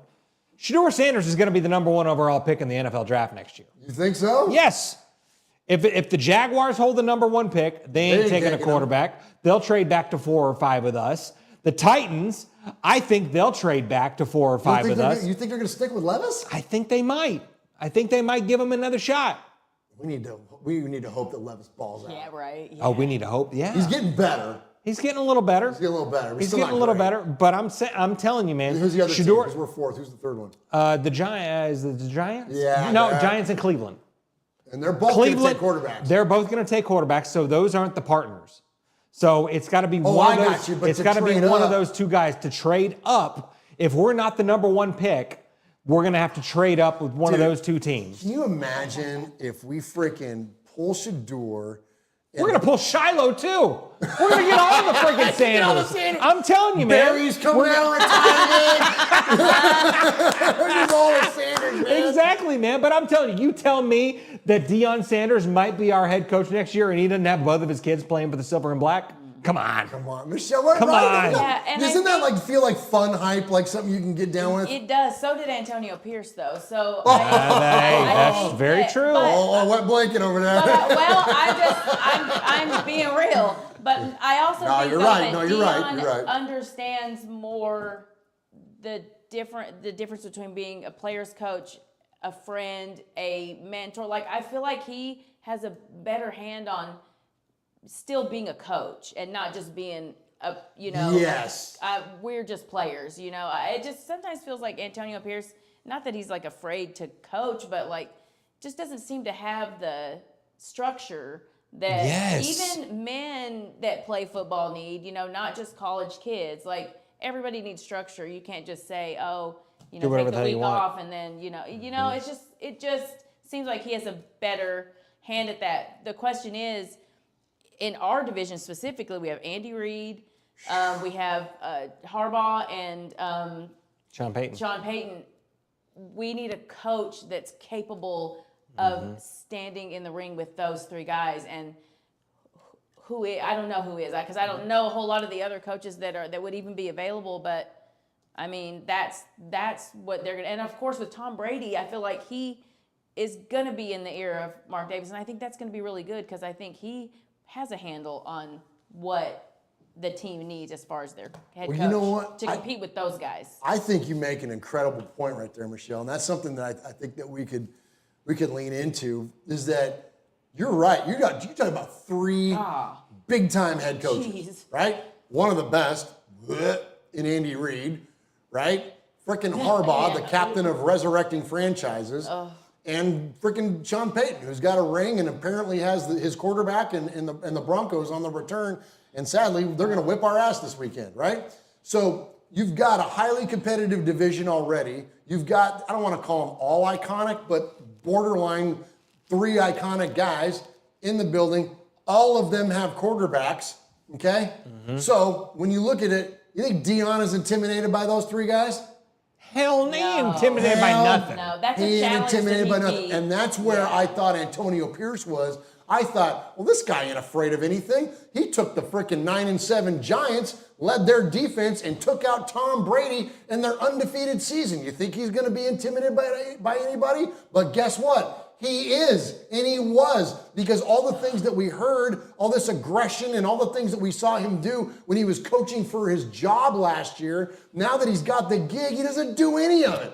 He's timid as shit. And you can't be timid and go toe-to-toe with those 3 guys, Michelle. That's an excellent point. So give me the guy, Dion, that isn't afraid of anybody because he's already beat the best of the best and is in the goddamn Hall of Fame and is a Hall of Famer of Hall of Famers. This is the guy that was not only the best of his era, but the best of multiple eras. Prime time. Yeah, man. Prime time. He's a legend, and I didn't like him when he was a player. I hated him. Because I don't like the Cowboys, and I don't like the Niners, and I don't care much about the Falcons. But you can respect greatness. I can respect greatness, but my point being, though, but as a coach and as a man and the thing that he represents and everything, give me that all day long. Like, I eat that shit up, man. And so give me the guy that's got some goddamn balls. Like, that's what I want. Like, that's what I want out of our team. That's what Al Davis represented. That's what Madden was. That's what even though it was a quiet form of it, that's what Tom Flores was. They had balls. They weren't intimidated by anybody. And you can say anything you want, but your actions define your character. And so far, AP's actions have defined the weakness in his football character. I'm sorry. Yeah. See, it's it. When you freaking tap out and you punt or kick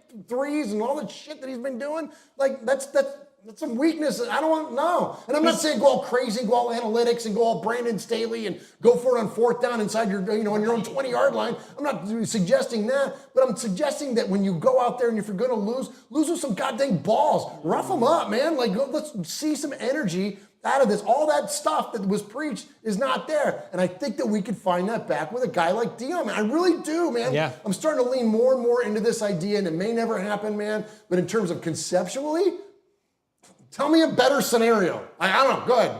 Yeah. Anybody in the chat, tell me a better scenario than Dion and his kid and both of his kids. Yeah. And trading back up into the first round because you got a high second and grabbing Ashton Genty. Come on, Bro, come on. Boom. Yeah. Boom. That's Dude. it.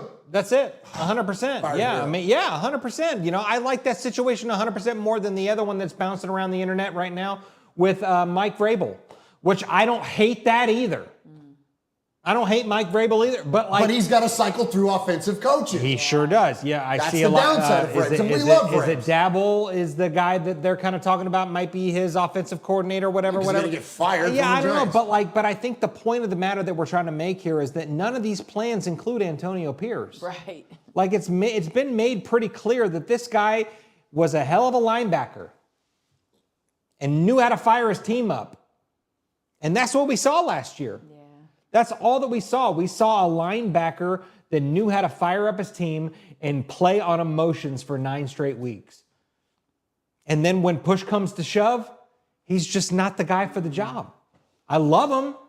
He's great. Love his persona. Love that he's rooted in Compton and he's a Raider fan and like all this stuff. Like I love all that about him and it breaks my heart that he's not the guy, but he is not the guy. Yeah. The end. And I don't want to just take the train and derail it, just clean off the tracks. But speaking of not having balls, Patrick Graham, I don't think has very many balls. Bruh. So if Let's you go. bring in Shador and Dion, then I think you also get rid of Patrick Graham I think too. PG's gone. They all gone. I think he's gone They all too. gone. Yeah. And that's where you bring in a Bob Sala. Yeah. Right? Yeah. Come on, dude. That's what I'm talking about. That's where you bring in a Bob Sala Yeah. Totally. as your defensive coordinator. Totally. Something to that effect. Shit, even Vrabes. You know what I mean? Vrabes, in order to launch back into his head coaching career, comes in as a DC or something like that. I think that there's a world where that makes sense. But, and I'm with you, though. And we love Vrabel. I mean, Vrabel's awesome, man. He's a great head coach. But I think that there's a liability when you hire a defensive guy like that, is that when the offensive coordinators are successful, they're gone in a year or two. You know what I mean? Well, like the hot commodity is right now is Bobby Slowick. It's Ben Johnson. I even brought up this week that Drew Petzing guy out of Arizona. People aren't talking about him because he's not sexy, because Arizona football. But guess what? Arizona's in the freaking lead in the NFC West, and they have a top 8 offense in passing, rushing, and scoring. Yep. There ain't nobody talking about that guy because no one watches Arizona football except people in Arizona. There you and go. That's probably only half of them. But anyways, my point being, though, is that, that's what happens when you have success as an offensive coordinator, you move on. So that's the liability with Vrabes. But with Dion, I think that he brings the bona fides to where, not to make this about Dion, then I'm going to shut up and let's move on. Hit a break and let's talk about this Broncos game briefly.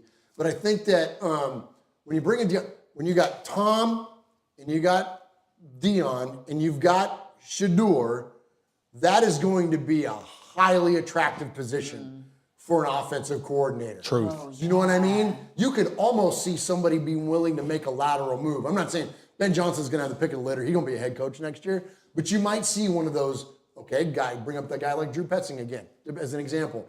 You're going to ride the train out with Kyler Murray and see where it goes, or would you be willing to make him? I'm not saying that's going to happen, but my point being, though, it's going to be a highly attractive position for that next offensive coordinator, whoever that may be. So we'll see where it goes. All right, hit a break. Let's talk about. There are a couple super chats too. Oh, please, shout those out. So shout those out. First, Raider Ryan became a member for 3 months, and so thank you, Ryan. JPJ's 30-yard dash running stride for stride with RB blocking for him. Oh, that was dope. Commitment to excellence. Kid's a beast, just trying to look at our bright spots. Love it. Then Matthew Stanley gave another $5 donation, said, also, screw the NFL. You're telling me that the afterbirth Manning is probably getting into Canton before Jim Plunkett? How? And then there was... I'll tell you how. Sacktown Raider Mike with a $2 donation said, One Nation Foundation. Oh. There's that. That might have something to do with it. There's that. But anyway, those were the super chats. Good. All right, let me hit an applause here.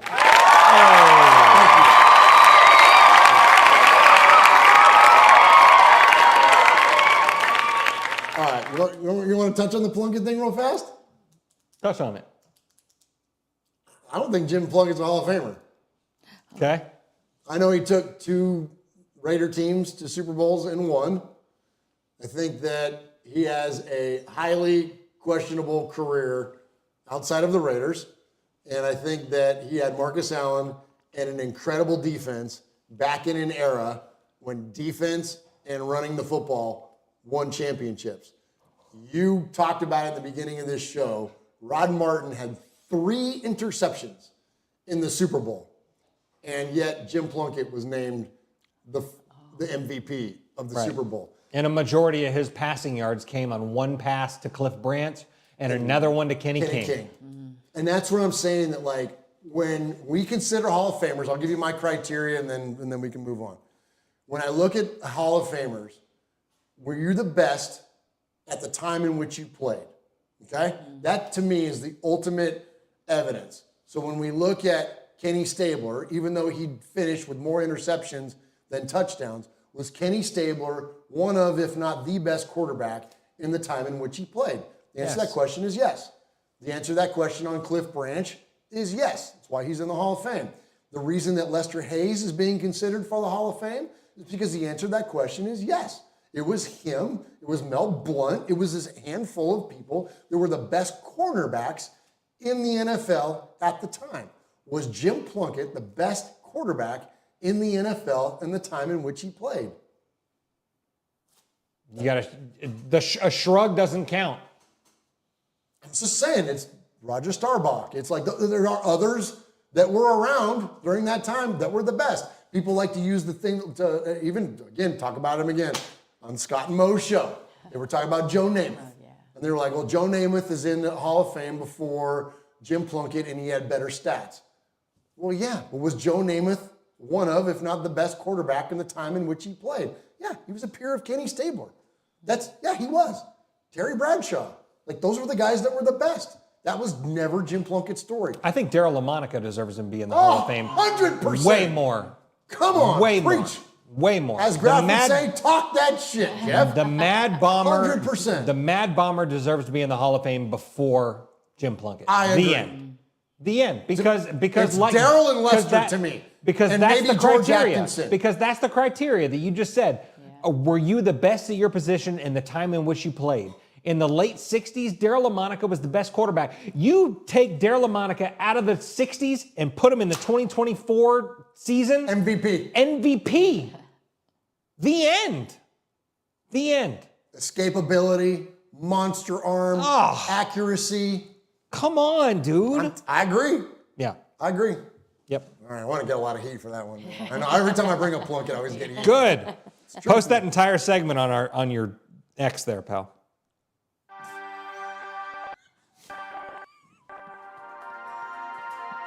Las Vegas, a city without a pro football team, in a world gone mad. What can we do? Acquire the most desired franchise in sports history? Sin City. Lost wages, home of the Elvis weddings, and 24-hour debauchery. But finally, a match made in heaven. The Oakland Raiders have landed in the desert with the Death Star as their home. And to celebrate beyond your imagination has come 3 individuals hosting the most irreverent show while paying homage to the storied history of this franchise. Raiders Fan Radio with Murf, Swaggy J, and Michelle, taking a lighter side journey into the dark side. Hey, before we jump into the Sea of Fans mailbag, Michelle, shout out the chat room in there. I know we got another super chat that is in there as well. Okay, Kenny Clark's in there, Savage One, Paul Edgerton, Jordan Ford, Leo's in there. I think I shouted out that Sacktown Raider Mike. Yeah, the $2, One Nation Pound. I did. But also, I'll shout it out again. Thank you, Sacktown Raider Mike. I think I said Savage One already, but yeah, we've got, listen, Ron's in there, of course, holding it down. We haven't had any bad bots or anything like that. Ron in a long time. He scared them all away. He scared them all away. They're afraid. No more Russian porn if you're watching Raiders Fan. Yeah, sorry if that's what you're into. Appreciate you, Raider Nation, so very, very much. Leo in there says the Giants D-line beat Brady. That's OCU Manura, Justin Tuck. Man, those guys were on fire that day. Absolutely. All right, let's talk about this Broncos game. Man, we'll keep it brief because we want to get to you because more of you and less of us is a good thing. But I'll just say this. I don't have any expectation going into this. Bo Nix hadn't thrown a pick in, 7 games or something like that? Yeah, he's looking good. He's looking good, and this was a guy that we were down on in the draft based on his comments, about playing at Auburn versus playing at Oregon. Yeah, still soft. Then we thought it was soft and all that kind of stuff, but Sean Payton's got him set up, man. And listen, when Sean Payton's got a quarterback with a skill set, I mean, the evidence is there, man. Look what he did with Drew Brees for all those years, and that's what's scary about this Raiders' future, and that's why it's time for us to do something significant and drastic to be able to keep up because, y'all, I think we're going to get smoked. Their defense is good, and their defense was good before this season, and now their offense is clicking too. I mean, I know we got them at the Death Star. I know we got them at Allegiant. That shit's going to be half orange, and, because there ain't nothing else to do in Denver but leave and then go to freaking Vegas and enjoy the weekend and watch your favorite football team on Sunday. And so, I don't know, man. I just don't have a good feeling. I don't like the matchups. I mean, other than maybe Brock Bowers is an obvious one. But the idea that we can't run the football, I mean, that's going to be a long day. And then we heard that Zamir White and Madison were both questionable in practice. So we're talking about you've been waiting for Sincere McCormick for how long, Jeff? Yeah, right. You know what I mean? So we might see the Lobby McCormick show going in this week. I mean, with Gardner Minshew, banged up defense. I'm telling you, man, it would not. And I I hope I'm dead wrong. And I will never root for We this. won't for them. Yeah, But I'm root for giving them you to my, lose. we are so far removed from expectation because the Raiders relieved us of that back in like week 5, maybe in week 3 when we got smoked by the damn Panthers. But anyways, my point being though is that we are so removed from expectation that I can genuinely sit here objectively and give you my take on it. I think that it's going to be the Broncos by 20 and bet the under. Yeah, I couldn't agree more, man. You know, look for Brock. Brock is going to, I think, have another big game. We're going to see a lot of big games from Brock for the rest of the year. And, you know, and despite the fact that he's going to be matched up against top corners. You know, we saw Jalen Ramsey matched up with him quite a bit. You know, we're going to see, what is it, Patrick Surtain probably matched up against Brock Bowers. But, you know, but I still expect to see him have a big game, all that stuff. Hopefully, Max, I want to see Max. I want to see Max finally get back to the quarterback because I feel like it's been like a minute since we've seen a Max Crosby sack. You know, so I'm really hoping to see some of that. But yeah, I'm with you, man. I have no expectations. Yeah, I'm right. I'm in the same boat. I have zero expectations. I do think we lose this game, which means we'll probably win because they're going to surprise us all. But I don't think they have a snowball's chance in hell. So, yeah. This is the most down the three of us have ever been on the show. I hate it. I hate it. Totally. But it's real. It's real, yeah. It's real. It's gotten to that point. You know the shit's gotten real when all three of us are like, that's it. Like none of us has like a positive take on it. Other than like you said, like, you know, I want to see 98 and the inverse of 98 is 89. Yeah. I want to see those two guys play well. I'd like to see JPJ have a little bit of a game. But even seeing them play well is sad because it's like we're wasting. They're wasting their talent unless somebody does something real fast. Like, well, and I think that's also why so many people are so anxious for that new quarterback. Like, and why the three of us are so quick to be like, you know what, AP ain't the guy. You know, in years past, we might have said, you know, well, let's hold up, let's let him cook for a second. But like you said, like Max is in the prime of his freaking career right now. Like, let's not waste this stuff. Yeah. You know, I mean, like Brock Bowers, like, let's not do the same thing with him. Right. Like, yeah, man, for sure. So, like, you know, like, swing it till you hit. Swing it till you hit. Yeah. Swing it till you hit. Yeah. So, you know, that's what we got to do. Absolutely. All right. All right, more of them and less of us is a good thing. Let's jump into the Sea of Fans mailbag.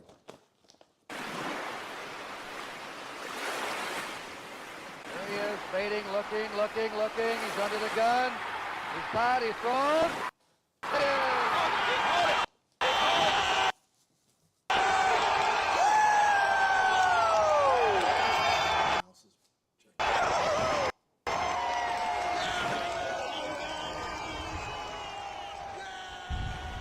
All right, welcome into the Sea of Fans mailbag. This is where we hear from you, Raider Nation, and appreciate all of those of you that join us each and every week, not only in the chat room, which is the best chat room in all of Raider Nation, at youtube.com/RaidersFanRadio, but you can send us an email or a voicemail. You can email us at show.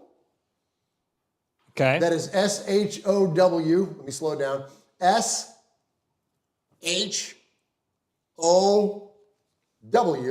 at RaidersFanRadio.com, and you can email us anytime. And if you email us an indefinite amount of times, we will refer to you as the next made man or made maiden here at Raiders Fan Radio, or you can call the show. You can call the show at 909-345-3346. That's 909-345-3346. Oh, you little dick. 909-345-3346, and appreciate all your voicemails. And if you leave a message, we had each other. Thank you. Leave a message and we play it on the show Thank 3 you times. for being a friend. You two golden girls, you. Who's a Blanche and give me another one. Baby, who are the golden girls? Blanche, Rose. Blanche and Rose over here. Yeah. There you go. Thank you, baby. So, anyways, Dorothy. And who's the little old lady? She was my favorite. Sophia. Sophia, that's my girl. Hey. All right. So, anyways, this is how you know when the season's going bad, when we're freaking digging in on Golden Girls. Jeez, we're down bad, Raider Nation. So bad. But anyways, call the show, leave us a message 3 times, and you can become the next made man or made golden girl here at Raiders Fan Radio. at 909-345-3346. And so Michelle always kicks off this segment by reading your emails. And Michelle, who do we have tonight? All right, so first we have Soren Nikolai Anderson. Oh, love this guy. Hi, guys. Thank you for a great show. You guys are doing great work and give us fan perspective that is invaluable. That's fine. So, sorry I have not written in this season. I'm on parental leave with our youngest son. It started in the end of August, so I got the Game Pass to watch the Raiders games Monday morning with him. It cost $290 for the season, and so far it has not been worth it. I thought that it was possible we could be 11-6. No worse than 9-8, but the wheels have come off quickly. I put my money where my mouth is, like Murf, so I bet the following here in Denmark. Okay. This is hysterical. Oh, okay. Super Bowl winners, Raiders. AFC winners, Raiders. AFC West winners, Raiders. Will Las Vegas Raiders reach the playoffs? Yes. Most win in the regular season, Raiders. Comeback player of the year, Gardner Minshew. Las Vegas Raiders over under 6.5 wins. Over. Offensive rookie of the year, Brock Bowers. Most receiving yards of the NFL, Devontae Adams. Most rookie receiving yards, Brock Bowers. Coach of the year, AP. Zamir White over 1,250 rushing yards. Yes. Zamir White over 1,000 rushing yards. Yes. Regular season receiving yards, Brock Bowers over 750 yards. Yes. Regular season receiving yards, Brock Bowers over 650. Yes. Brock Bowers over 1,000. Yes. Most receiving touchdowns in the regular season, Devontae Adams. Devontae Adams over 1,250 receiving yards. Yes. Most sacks during the regular season, Mad Max. Most sacks during the regular season, Christian Wilkins. Brock Bowers over 4 or 5 touchdowns. Yes. Defensive player of the year, Mad Max. Offensive player of the year, Devontae Adams. Holy I am done cow. with Minshew and close to being done with AP. And this must have been right before we played Miami. After we lose to Miami, the announcers are talking down the game. This was after we lost to Miami. Okay. Talking down the game and rounding it out. And they show clips of the players and coaches dapping up and saying, good game. They show Max was pissed, facial expression when he talks to the Miami players and coaches. And then they clip to AP, and he's laughing and smiling with McDaniel. And then Gardner laughing and smiling with Tua. F that. Get them both out of here right now. What the hell are you laughing and smiling about? If you're not angry, pissed, and mad after a loss, then go play for another team. I have no time for people that are not emotionally invested in the losses. By the way, can Wilson start to effing play like a 7th overall pick? Jeez. Soren Anderson. There you go, Soren. Wow. Appreciate that. Holy cow. Hopefully you didn't lose too much money on all those bets. Bless. Holy cow. Okay, the next one came in late, and so I'm reading it off my phone. James Williams. Oh, nice. Good evening, family. Just wanted to check in with everyone and see how everyone's doing. I know the season has not gone the way we wanted it to go, but that's what it's like being a Raiders fan. You got to be tough to be a fan. It may look dark now, but I truly think it's our turn. Raiders are the 3rd youngest team in the NFL. Telesco's first draft was a hit with 3 rookie starters, 2 on the offensive line, and Brock. Jacorian has emerged as a CB1, a top 5 pick. Hopefully it's Shador. At least 8 picks in the draft, thanks to the Pop-Tart in New York City. The Raiders have $100 million in cap space. There is a future, and it is very near. God bless, James Williams. Hey! Well, I appreciate how positive that was. Yeah. That even felt weird reading that. But thank you for your positivity. Next is Paul. Oh. Evening, everyone. I hope you're all well. When Frank Sinatra Jr. No, we're not. We are not well. Probably knows that, actually. When Frank Sinatra Jr. decided he wanted to be a singer, it was always doomed to failure because there's nobody bigger or better at the job than his father, and the pressure and realization that you're not as good was always going to be there, too much to cope with.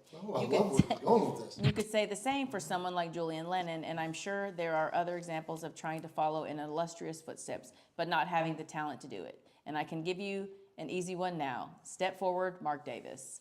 For the record, I like Mark. He seems like a genuine guy. Clearly, he has an eye for making $1 or $2, and his love for the Raiders is without question. One of the embarrassing situations we find ourselves in at the minute involves a number of people needing their hands held while they're doing their job. Antonio Pierce shouldn't need Marv Lewis to help him through a game, and Scott Turner shouldn't need Daddy's help either. It's a joke. I would argue the only person that does need an assistant or help to make football-related decisions is Mark. A quarterback is obviously our priority in the coming months, but I think a football brain needs to be running the show from the next season and should be close to the top of his priority list. We can all kid ourselves into thinking that Sunday was better when it really wasn't. We lost to another average team who beat us by doing well at the basics of the game. We, meanwhile, continue to act and perform like an expansion team. We have a roster that looks underprepared and mentally weak, and just how many coaches and assistants does it take to find a run game? It sounds like an opening to a joke, doesn't it? Only there's no punchline. So I vote for a complete overhaul of the entire coaching staff 8 weeks from now because a reboot is needed. We need structure and proactive leadership, not cheerleaders and a collection of fossils. Norv Turner looks like he was discovered in a tomb. The tanking debate continues to divide opinion amongst the nation. So if you're not sure what side you believe in, ask yourself this question. What is the best thing for the Raiders in the short to medium term? Losing the next 7 games will probably be close to the answer. Personally, I don't believe in tanking, and I don't think we are. I do believe we're being badly coached towards an embarrassing record. And finally, back to my earlier comments. Find someone to make the footballing decisions, Mr. Davis, sir, and just be an owner, because we can't go on like this, and you can't be your dad any more than Frank Sinatra Jr. could. Stay safe, RFR family. Love you, Raider Nation. His Lordship, Royal Scribe, Paul Edgerton, Shropshire, Mississippi, Polly Award winner 2019 and 2022, Foggy Glasses Award winner 2020, Made Man of the Year 2024, BRT Scissors scorekeeper, Proud Made Man, five times times 3 plus 4, winner of the Raiders Fan Radio BRT Sizzler Award. Oh boy, Paul. That is fantastic. Wow. Paul. Paul. Paul.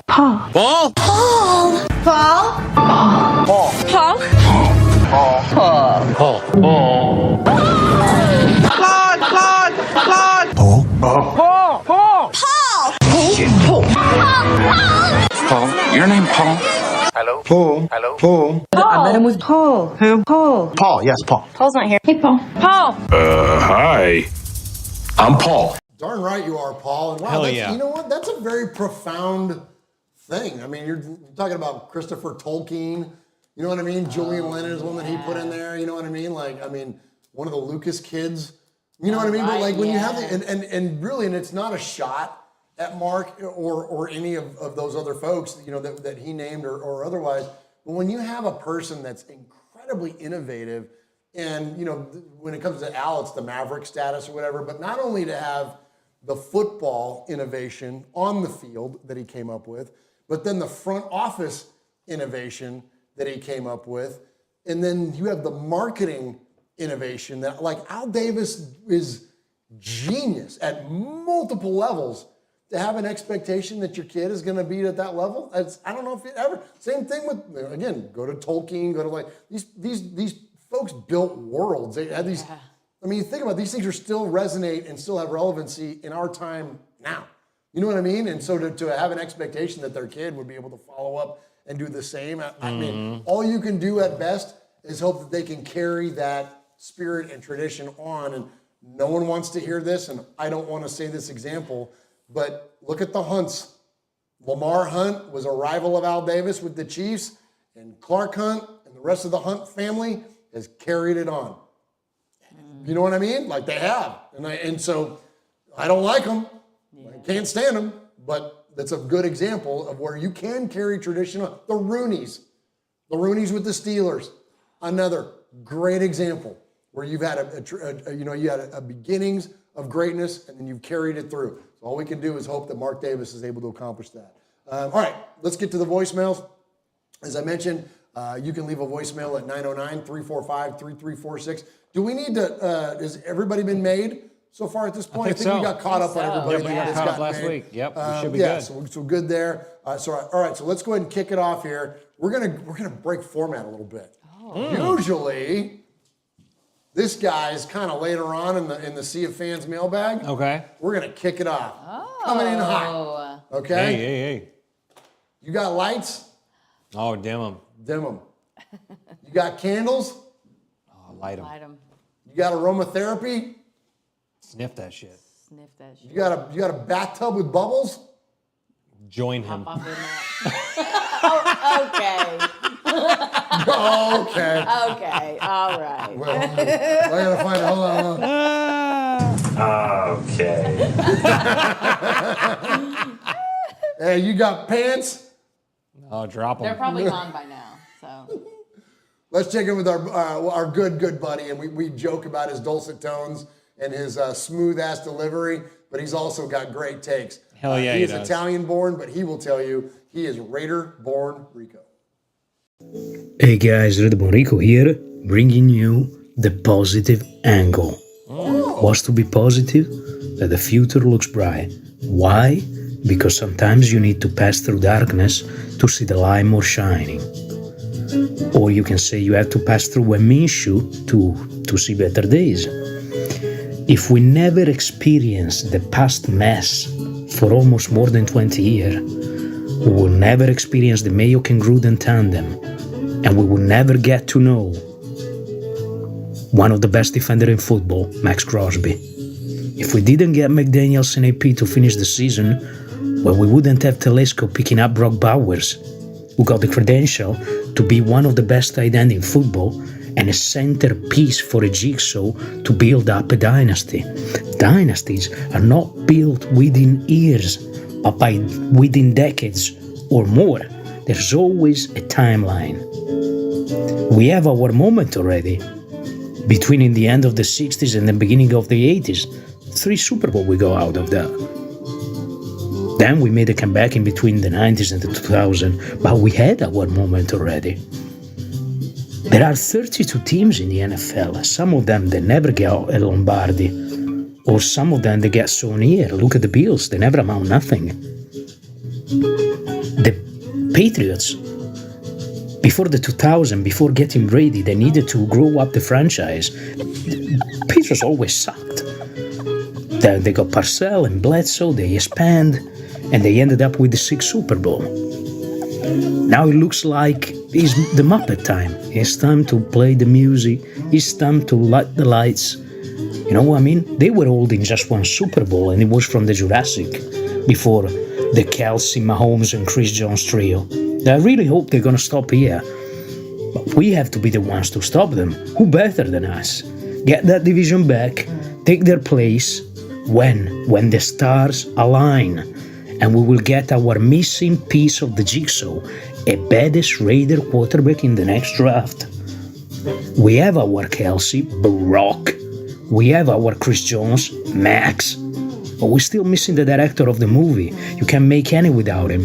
We miss it for more than 20 years, and soon might be our time again.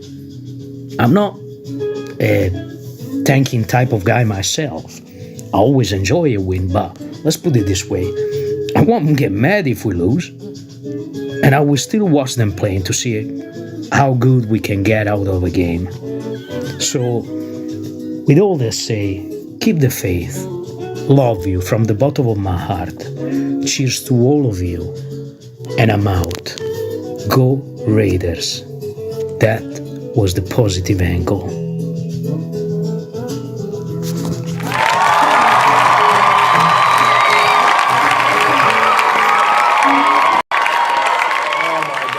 You're the damn best, and thank you, brother, for bringing a level of positivity. Absolutely, we needed that. We had 3 sad sacks around here tonight. We might still continue to be sad sacks. Sure. But it's good to hear the voice of reason and a little bit of positivity coming from our buddy Rico. And for those of you that aren't in the chat room and listen on the audio podcast, when you hear us giggling during Rico's call, we're not laughing at him. We're laughing at the chat room because the chat room is absolutely hilarious. With the stuff that you guys say in there about Rico, but and it's not making fun of Rico. It's about making fun of themselves in reaction to Rico's call. Yes. And so very, very good stuff in there, Raider Nation. And so we encourage you, if you're not part of the chat room, jump in on the live show, youtube.com/RaidersFanRadio, man. The chat room is not only more educated about football than we are, but man, they're funny as shit, man. The chat room is absolutely hilarious. All right, so Rico resides in the Canary Islands. Yes. So we're going from the Canary Islands just a little bit north up to the UK. Oh, right on. Yeah, and let's check in with our buddy Martin up in the UK. So the Raiders continue to lag the tank in preparation for the seemingly inevitable arrival of Shedeur Sanders and our subsequent conversion into Super Bowl contenders. Well, so some say. I'm wondering now if this coming QB draft class really has our future franchise star in it. Again, some say that both Shedeur and Cam Ward are being made to look better by the teams they're playing in. I don't know. I'm just an enthusiast on another continent. Last year's top picks aren't exactly setting the NFL ablaze, apart from maybe from CJ Stroud. If we're going to sit someone for a year, who behind? Minshew? AOC? Anyway, Without significantly strengthening our O-line, whoever's back there is going to end up repeatedly covered in grass stains or worse. Well, that's this week's uninformed hot take from me, folks. Go Raiders! I'm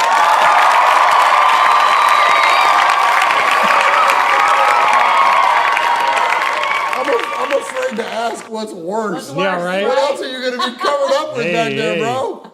Oh, my gosh.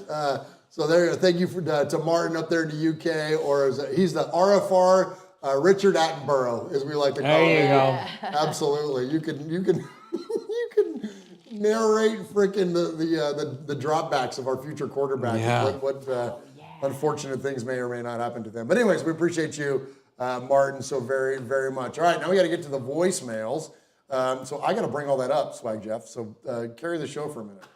Sure, well, let's shout out. Because I was underprepared. Shout out the chat room. Yeah, let's shout out the chat room. So, Ron the Materator, Chef B, SoCal Sal, Paul, Pirate 1975. Good to see you in there, brother. I haven't seen Pirate 1975 in a minute. Yeah, so what's up, man? Good to much see you. respect, much respect. Wyoming Raider, who's just absolutely killing us in the chat. I mean, everybody is for sure.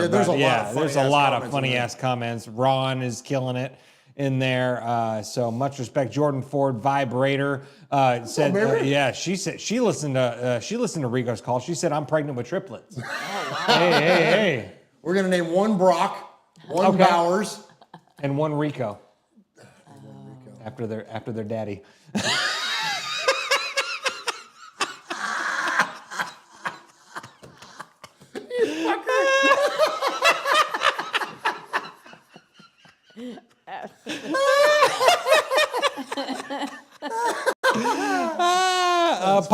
Pineapple's in there. Hey, Pineapple. Lawrence Davila is in there. Leo's in there. Hey, Leo. Kenny Clark's in there. Oh, look what Chef B just did. Hey, Chef B just became a member for like a year and a half. Said, I love this damn show. RFR for life. Hey, thank you, Chef B. Thank you. Thank you, Chef B. That is amazing. So you can become a member just by hitting the button there on the what do they call it? The computer or your phone. Yes. As the kids call it, the computer. Computer. Like Uncle Mosh right there, man. He's gonna whip your ass for saying that. Oh, he's gonna whip my ass anyways. I might as well get a shot. Well, yeah. But if you want to become a member, just hit that. It costs you $5 a month, and you get some fancy emojis and your name in green and all kinds of stuff. And so like Chef B, become a member. Remember? You remember? You don't remember? You remember?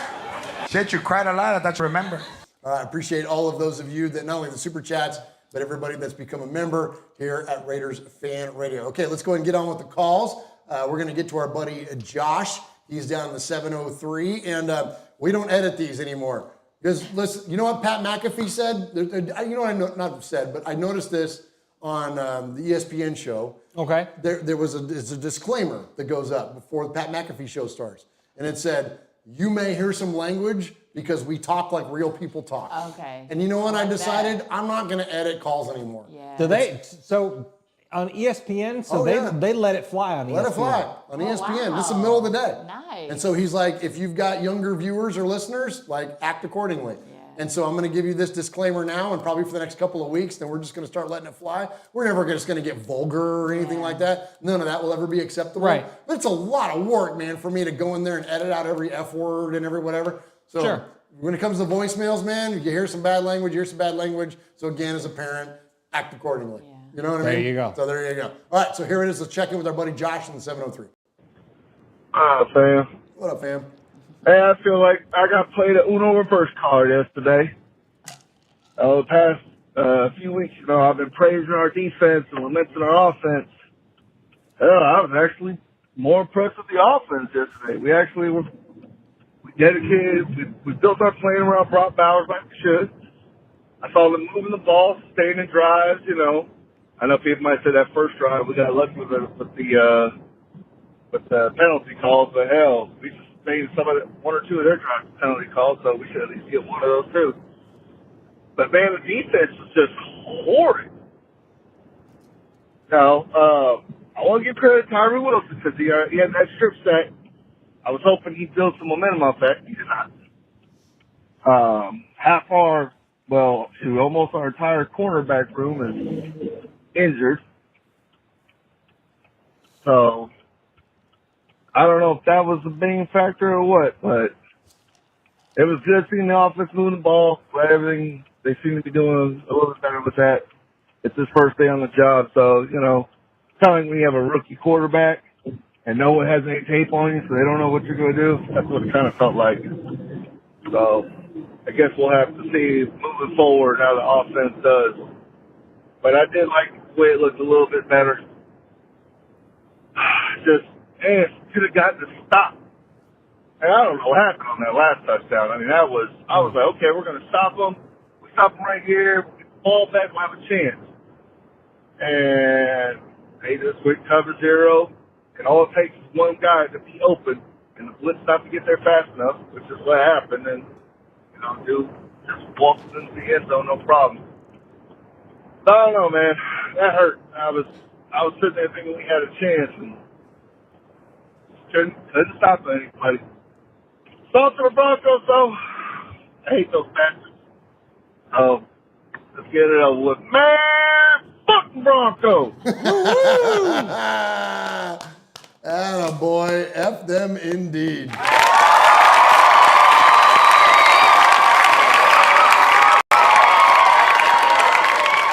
Appreciate you, Josh, in the 703. All right, next up, we're going to the 573. I believe this is Jay in St. Louis. Nice. Oh, so speaking of F-bombs, here we go. Murf, Swaggo, Joe, Jay from St. Louis. So, there's an old movie. It's called The Money Pit with Tom Hanks. Remember that? Y'all ever see that shit? There's this one specific scene in the movie where his wife wants to have a bath and they don't have hot water because the house is shit and falling apart. And so he's like boiling hot water and pours it into the tub while he's talking to her. And then the whole floor just collapses and the tub falls down into the kitchen. And Tom Hanks just looks at it and is like, that's our fucking season. Like, the whole floor is fell through of this whole AP experiment, and it sucks because it's ass.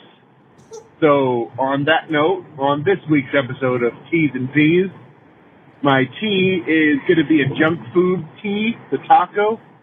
I don't know if you guys have a Jack in the Box, but they have this shit where you get a box of mini tacos smothered in lettuce and sauce, and they're like hard pressed together, and oh my god, they're so fucking good. Like, if you're drunk, one of the best foods you could ever possibly think to have. And then my pizza, this is a rural store, but they're around a lot of cities too. Casey's General Store. I know you're like, whoa, fast, like gas station pizza, what? No, it's delicious. And they have this specific pizza that's the cheeseburger pizza, but the sauce isn't pizza sauce, it's ketchup and mustard, and then the rest is like building a cheeseburger. It is hands down one of the best pizzas I've ever had, and I highly recommend anyone who can go to a Casey's get their cheeseburger pizza. And those things, those two things, those mini tacos and those pizzas will make you way more happy than watching this fucking Raiders team every week. This is Jay in St. Louis. Looks like I cleared this shit with about 10, 15 seconds to go. Can't wait for the show. Fuck the Raiders right now, man. We suck. I don't know. Hey. I can't keep watching this shit. This is Jay in St. Louis out.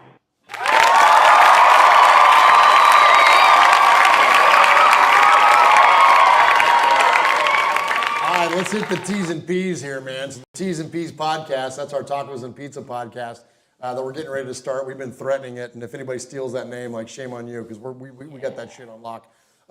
So T's and P's. So Jack in the Box tacos, fire. They're love delish. And it's like got like a slice of cheddar cheese in it or something. Like, it's not even like it's not a real taco. No, but I it's don't got think. like that meat goo in there, but then it's got like a fish belly because they like deep fry it around. You know what I'm talking about, Michelle? I've never had one of their tacos. Oh, no. You should be able to get 2 for $1.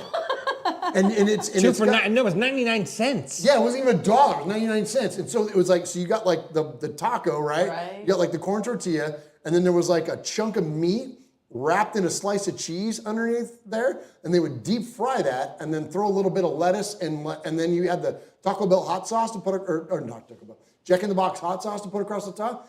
And it was like the first bite was like, oh, that was a lot of like tortilla and lettuce and whatever. That second bite, bam! You hit that fish belly. Holy shit, that shit was good. No, man. it's fire. For a fast food taco, I'm telling you, that was delicious. And that cheap, that sounds. No, it's good. Yeah. Yo, good. do we have Jack in the Boxes here anymore? Not anymore. I don't think so, man. We had them here in the I South. think they're all gone. But growing up on the West Coast, man, like we were all about some damn Jack in the Box, man. 100%. And then to go to the burger pizza, I've never had a cheeseburger pizza.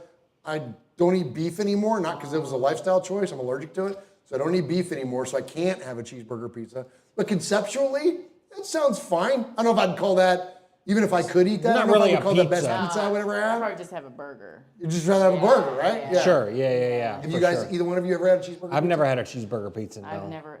Baby, have you ever had a cheeseburger pizza? Yes. Is it good?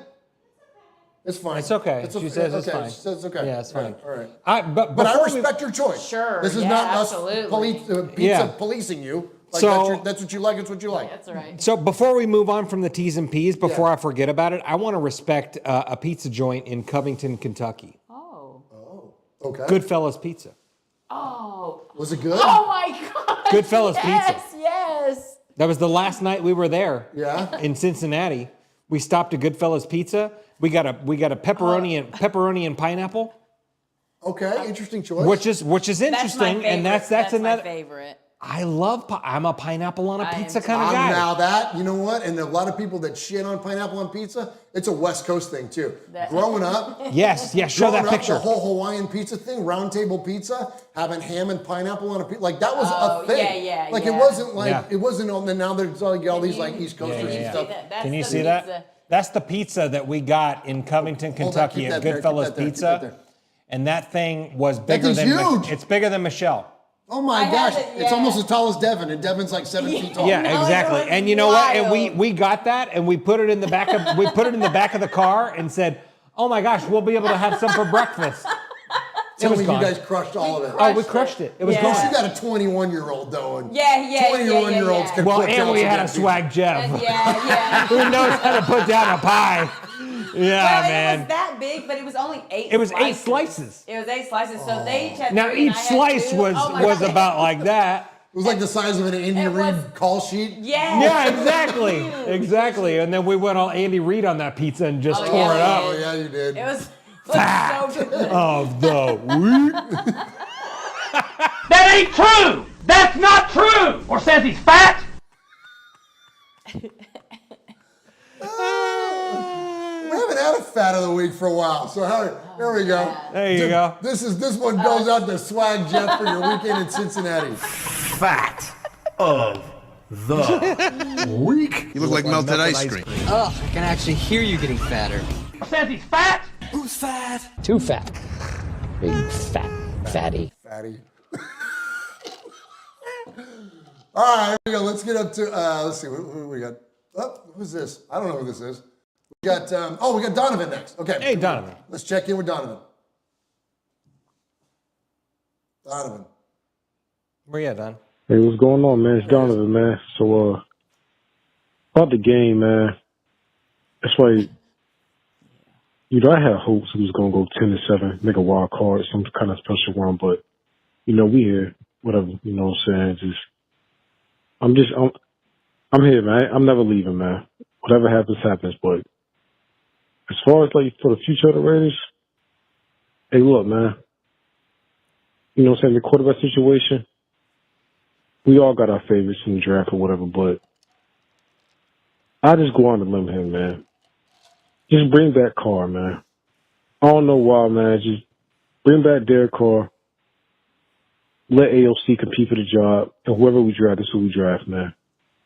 As far as other things, hey, Devontae, just come back, man. All right? I've seen what the Jets are doing. What's happening with the Jets? Hey, look, man, somebody got in Devontae ear, you know what I'm saying, have him think about some stuff. Hey, Devontae, hey, just come back, man. All right? We should have kept going to you after we seen what happened in the Baltimore game where we kept going to you and you helped us win the game. Hey, Devontae, if you get this, man, just come back, man. We sorry we got rid of the quarterback you wanted to play, but that's in the past, whatever. All right? As far as AP being the coach, hey, look, man, y'all see what AP dealing with. All right? Oh, all this talk about we get this coach, that coach. Hey, look, man. AP had those legends in the locker room last game of the season against the Broncos, Marcus Allen, Fred Biletnikoff, et cetera, man. All right? Hey, look, man. Look, I love this squad, man. It's just, we're going to be good, man. We got Brock Bowers. We got Michael Mayer, Keith Trey Tucker, Jacoby Myers, and Devontae Adams and go from there. Now, with the running that position, hey, look, man. Alex Madison, we keep him there. Look, man. We just need stability with this organization. That is all, man. All right? We're going to be good, Raider Nation. Just after seeing what happened with the Jets, say, Devontae, just come back, man. All right? You know what I'm saying? I don't want to call you a diva, but, receivers are receivers, but hey, man, just come back, man. All right? Raider Nation, we're going to be good, man. How you make all this better? Just win, baby.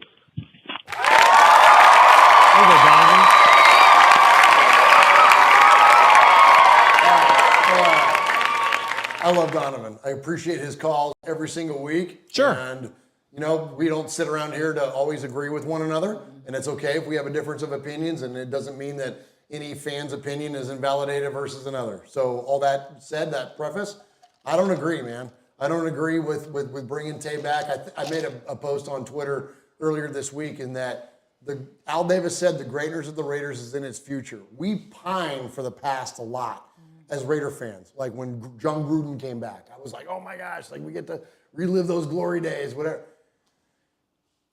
We've been chasing ghosts, y'all. We've been chasing ghosts for a long time, and longer than just even John Gruden.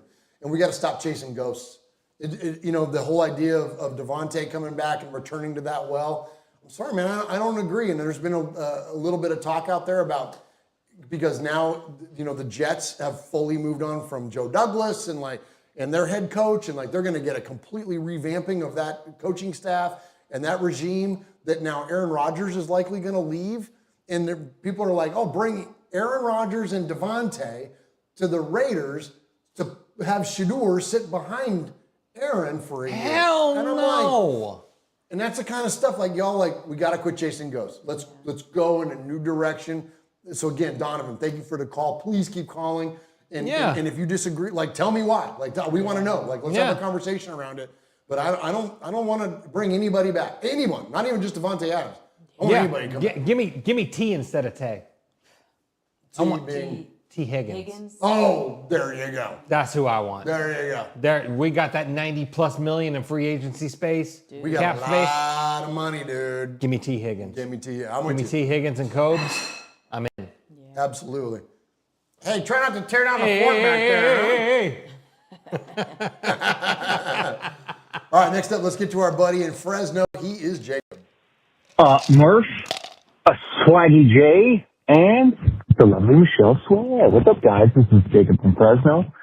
Listen, now, I want to preface this by saying I ain't surprised. And what I mean by that is not this week particularly. I've been down a few times this season, but mostly, this team has performed about what I expected with the quarterback that we have, the offensive line that we have, the offensive coordinator that we had, and that leads me into my next thing. I am optimistic because our offensive play calling looked far greater this week than it has in many weeks, all year, and I think that we have something here with this OC. I'm not going to say, hey, sign him now, get him a 10-year deal, but guys, this guy was much better than Luke Getsy. And I know that's like saying this guy's about as smart as old Jacob from Fresno. He can probably spell onomatopoeia a bit better than this guy. But hey, listen, the whole point here, my whole spiel is let's be optimistic because I think we have plenty of reason to be optimistic. We weren't going to beat the Dolphins, okay? That wasn't the expectations. Everybody understood what the assignment was, and we accomplished the assignment. Now, we're not tanking. We are not tanking. The Raiders will never tank. But listen, guys, we have a lot of cap money. We got a lot of cap space, right? We got a lot of stuff, and it seems pretty intentional, don't you think? Don't you guys? I mean, you guys weren't a little suspicious in the offseason? Because I was thinking, yeah, there's no way we're going to the playoffs. We got all this cap money. They are not shooting for this year. They weren't. It's very clear. We're shooting for the future here. And because of that, I don't think AP is gone, guys. I really don't. I don't think this is his last season. I think we're committed at least to another half a season after this is over. And I'm for it. I know you guys are really down in the dumps, but I'm for it because AP has the guys fighting. The guys aren't. Google Voice has claimed you. Google Voice said, I don't want to hear that shit. I don't know, Jacoby Forbes and Daniel Carlson, Jackson Powers Johnson, that's about it. We don't really have a lot of talent. We don't have a lot of great guys, okay? But listen, we got a guy coming up in free agency who's a real stud, and he's had a down year this year because of his health, but he's coming out in the offseason. Oh, wait. We have first dibs at him because he's already on the team. Malcolm Kuntz is coming back. Imagine what that guy would do for our defense. And then we got a defensive tackle, Christian Wilkins. This guy's coming in. Well, all we need is a guy in the secondary, and a good quarterback. And we're a competitive football team, guys. We're right there in it. So get up, get loud. Raiders! You take it easy, guys. Raiders. I wish I had some of that positivity. He was so positive. He was. He's so good at that. He's so good at being positive. I remember being that positive. It was so long ago. So long ago. Man, but appreciate you, Jacob in Fresno. Yeah. Please keep those calls coming, my man. And we appreciate you very, very much. And that positivity. Because real. We're struggling. I just got a message from Vegas Raider Pete. He's like, too much negativity for me this week, guys. I got to tap out. And I'm like, and again, I get it. I get it. And and a lot of people come to us to have that positive line of thinking. But listen, man, at the same time, it's like, what it is what it is. So it's like, what could possibly be? I don't feel like we were even that negative. We were realistic. Thank you. That's what I feel like. I don't think, what else, what could we say that was any different? I mean, everything we said has been the truth. Right. Yeah. Like, this is the way it is right now. This is, so we can either all hang in there together or bury your head in the sand, which I'm fine with either one. You do your thing, but I don't feel like we were negative. We were just realistic. This is the reality of this season. It fucking sucks. Period. The end. Right. And I would ask this, is that what evidence, and give me tangible, visible evidence of what's gotten better since week 2. And that's it. And so when you look at coaching and you look at leadership, regression is the ultimate indictment. You have to get better. You have to improve. And I know that there are certain players that have improved. You have individual performances like JPJ, okay, right? We talked about Brock Bowers. We talk about those guys all night long. But we've even seen declines in our best players like Max Crosby. And so and throw out, don't get, every team has injuries. Right. Like I'm talking about overall structure of an organization. Tell me what's gotten better since week 2. I can't think of one thing. It's crickets, man. And so being that that's why we're being negative around Antonio Pierce. That's why we're being negative around the football team. Because nothing is getting better. If there were some version of improvement, I promise you we would pounce on that. I can speak for myself. I would pounce on that. Yep. I'd be like, oh, look, he's doing this part better. This is something that he imparted and took and learned from these old guys that he brought in or didn't learn or whatever, veered away from. Or what has gotten better? Scoring is down. Energy is down.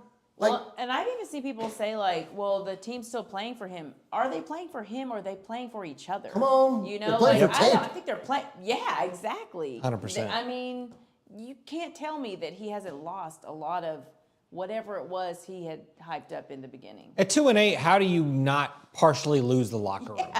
Yeah. You got it. I mean, that locker room is not intact. No. Now, they may be still, like you said, Playing for each other or their pride. They're still playing because, Sure. right, they haven't given up, so Right. I'll give them that. Yeah. But there's a legacy of tape that's on the line, and I'm with you, Jeff. Like, they may be still playing hard, but it's not for him. No, exactly. Nope. It ain't for him. They're not trying to Nope. save his job.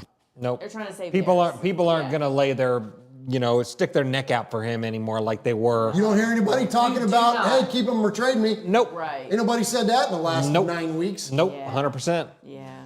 100%. So, All right, next up, hold on, we got 2 more. We do? Yep, we got some late ones that came in. Next up, we got Steve from San Diego. Hey, this is Steve from San Diego, originally from LA.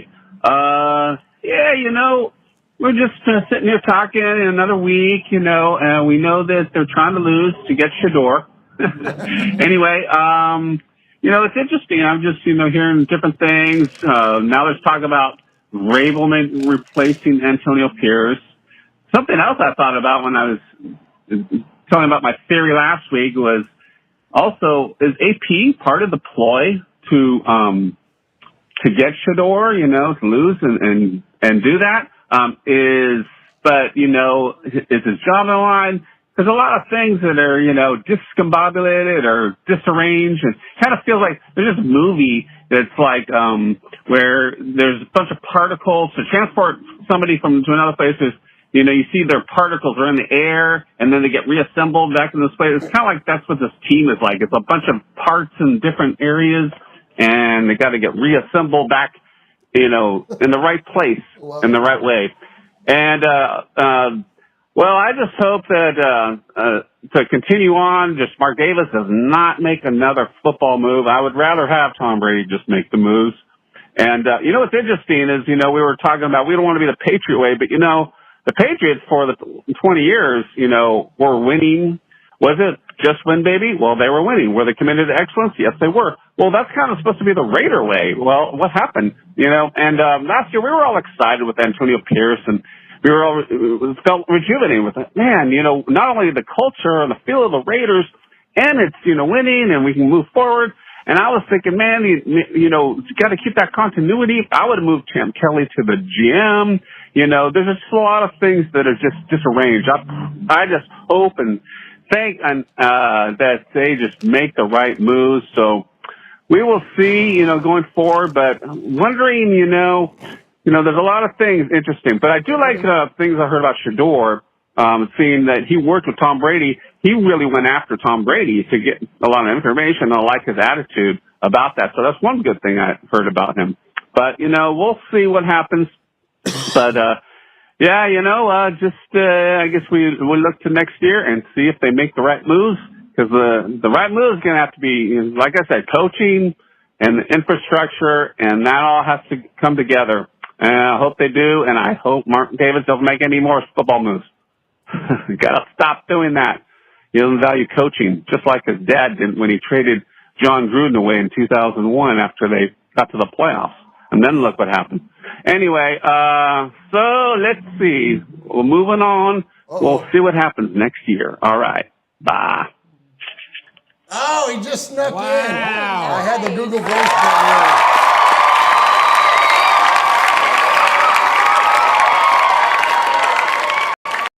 All right, good stuff there from our buddy Steve in San Diego, formerly from LA. Appreciate you, my man. All right, we got one more to get to tonight, and I'm with him on that. I'm with Steve. Yeah. Absolutely. All right, let's get to one more. It's our Raider. It's the guy that holds down our chat room. Come on. Let's get to Ron in Alliance. Old school reference. Hey guys, what's up? It's Ron. I want to start off by saying absolute pleasure to get to meet Swag and Michelle, Ramon, and Devin. Really glad that I got a chance to meet up with you guys. You guys are awesome. And Murf, I hope we can make it happen sometime as well. Brother, me too. I want to say that I'm down, but I'm not out on the Raiders. Any way you slice it, to the beginning and end of any team that's going to be good in the NFL nowadays is a quarterback. We need a quarterback. And you either get to the top of the draft and find that quarterback by having a bad team like we do now, by trading away assets, which hurts your team, or trading away draft capital, which hurts your team. I'm sorry, I can't talk. Either way, something's got to give to get you to the top of the draft. And I'm so tired of trying to find a bargain basement guy and trying to, look for a statistical outlier. There's a big, meaty middle where having a quarterback on a rookie deal is really good for your team. And that's where we need to be at. If we can get to the top of the draft, I'm excited to have our pick of the quarterbacks. They may be a little down comparative to years past, but I'll still take the best of the group if I can get it. And I think that is important to the morale of the team. Hey, we went out and we got the best guy possible. And part of me wonders also, you never heard how long AP's contract was. I kind of wonder, if there was trepidation within the organization, like, let's kind of just feel this guy out for a season, and not move up and get Jaden Daniels and sell the farm, because, if we make this big jump and we get this good young rookie, is this the guy to take him there? So we have a GM and a head coach that's not married, which is good, so we can jettison one and keep Valesco. And we have Brady within the organization. We have young building blocks. We have Max. We have Brock. I like where we could go. Could we screw it up? Absolutely. But I like the fact that we're going to be at or near the top of the draft, hopefully get our pick of quarterbacks, and see how that works out for us. So in all the suck, I have a little bit of positivity here. Have a good one, guys. Bye.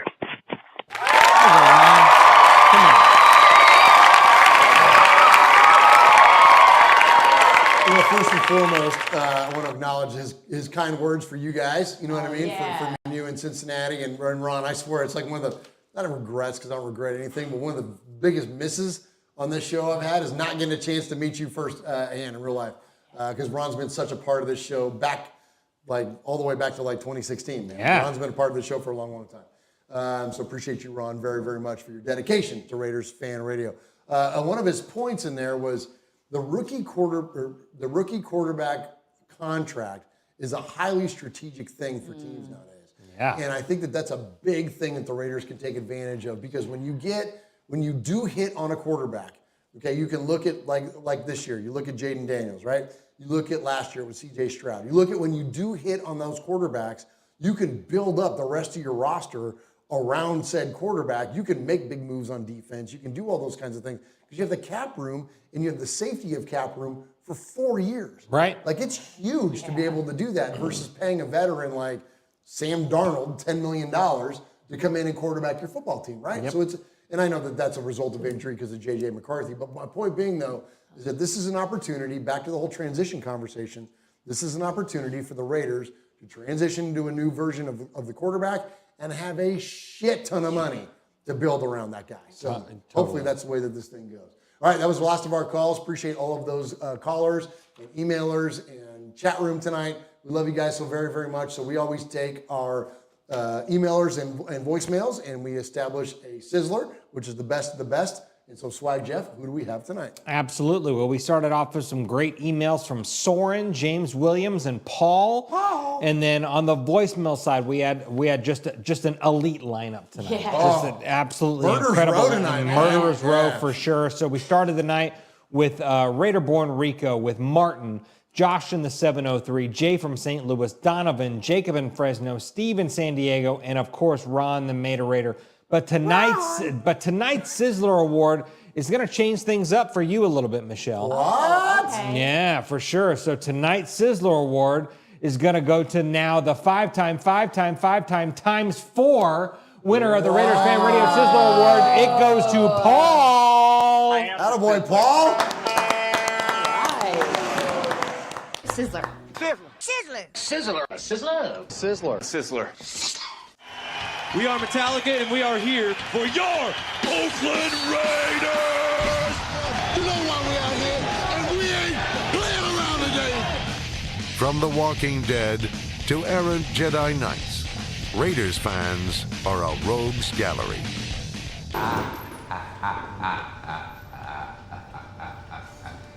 Oh, He, Brock Bowers.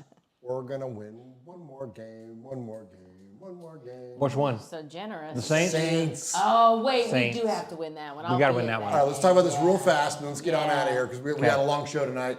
Only Raiders Fan Radio could deliver you a 2 hour and 26-minute episode on a 2-8 football team. There you go. But it's So only true. because of the chat room and the kindness of Raider Nation. We love you guys so very, very much. So thank you for participating in this episode. But before we get out of here, I'll just say this. From here out, and this is just me, it's my fan opinion. It doesn't mean shit other than it's my own take. Our Super Bowl from here out is beating Derek Carr. Yeah. That's it. Don't lose to Derek. Yeah. Don't lose to Derek. Please don't lose to Derek. Like, there's probably only one or two more winnable games. I mean, granted, yes, I want them to beat the Chiefs. Yes, I want us to beat the Broncos. My all-time hated football team, maybe all-time even hated sports team up there with the Dodgers and the Lakers is the goddamn Denver Broncos. So, like, I want us to beat the Denver Broncos. But when it comes down to it, the last game of the season, don't let Derek beat us. Like, we can't. And I got respect for Derek. And I've talked a lot of shit about Derek, but I also got a lot of respect for Derek for everything that he did before week 3 of 2017. Like, I still have reverence for him as a player and love for him as an individual and a man and respect. But that said, he's an adversary in week 17 or week 18, I guess. He's an adversary. So let's not lose to Derek Carr. I think that'd be a little bit too much of shit talk that would be there. You know what I mean? For opposing fans and podcasters. You know what I mean? You know what's up. Let's not lose that game. Yeah, can't lose that game. Yeah, we got. Derek is all about setting records for the Raiders. Let's have him set an NFL record. Yeah. Losing to all 32 teams. All 32 teams. Yep. Love it. I'm down for that. All right, Raider Nation, we appreciate you so very, very much for joining us for this episode of Raiders Fan Radio, episode number 353 of Raiders Fan. Or is it 300 or 200? No, it's 300. 353. God dang, we've done a lot of these shows. Done a lot of this shit. Appreciate you, Raider Nation. We love you guys so very, very much. Thank you all for all the support that you give us, not only in the chat room, but on social media all around. You can find us on Instagram. You can find us on Facebook. You can find us on the X. You can find us on, what else? Twitch. You can find us anywhere. Just search for Raiders Fan Radio. We love you so very, very much. Thank you for that support. And that support goes to embolden the One Nation Foundation, which is our nonprofit. So it's all about supporting Raiders-related charities, and we can't do that without you. So thanks for the like. Thanks for the subscribe. Thanks for the thumbs up. Hit a review. Love you, Raider Nation. We will see you next week. We'll be back here on Tuesday. Oh, Michelle, can you do Tuesday? Yeah. We're coming Tuesday because Thursday here in the United States, Paul and Martin, it's Thanksgiving. So we're going to do a Tuesday night show. So we'll see you at Tuesday, 4 p.m. Pacific, 7 p.m. Eastern. See y'all next week. Yeah, just want to thank everyone again for the super chats. Like, the fact that y'all give just to be giving is really amazing. So thank you for that. And thanks for hanging in there because, damn, it's tough right now. It's hard being a Raiders fan a lot of the time, but it's really hard this season. So thanks for hanging out. Absolutely. And much respect to everyone in the chat tonight. Martin, Chef B, Paul, SoCal Sal, Martin, James Furpo, Sacktown Raider Mike, Jordan Ford, Ron the Mater Raider, let's see here, Chef B. Can't thank you guys enough for being here. Sacktown Raider Mike, you guys are the best. Like Michelle said, those super chats, holy cow. We raised like a couple $100 tonight for the One Nation Foundation. No, more than that. More than that. Like a couple $100 in 2 chats. Yeah, for sure. So $250. Probably Can't thank you enough. The One Nation Foundation can't thank you enough for that. So much respect. So the outro's already done. Hey. I got it. Sorry. Oh no, it's okay. No, it said it's played. It's done. So on behalf of Murf, on behalf of Michelle, my name is Swag Jeff. You've been listening to Raiders Fan Radio, where we take a lighter side journey into the dark side. And don't forget, boys and girls, what happens in Vegas, it started in Oakland. Damn right. We love you guys. Much respect. All right, let's do it even though it's hard. Ready? Yeah. Ray!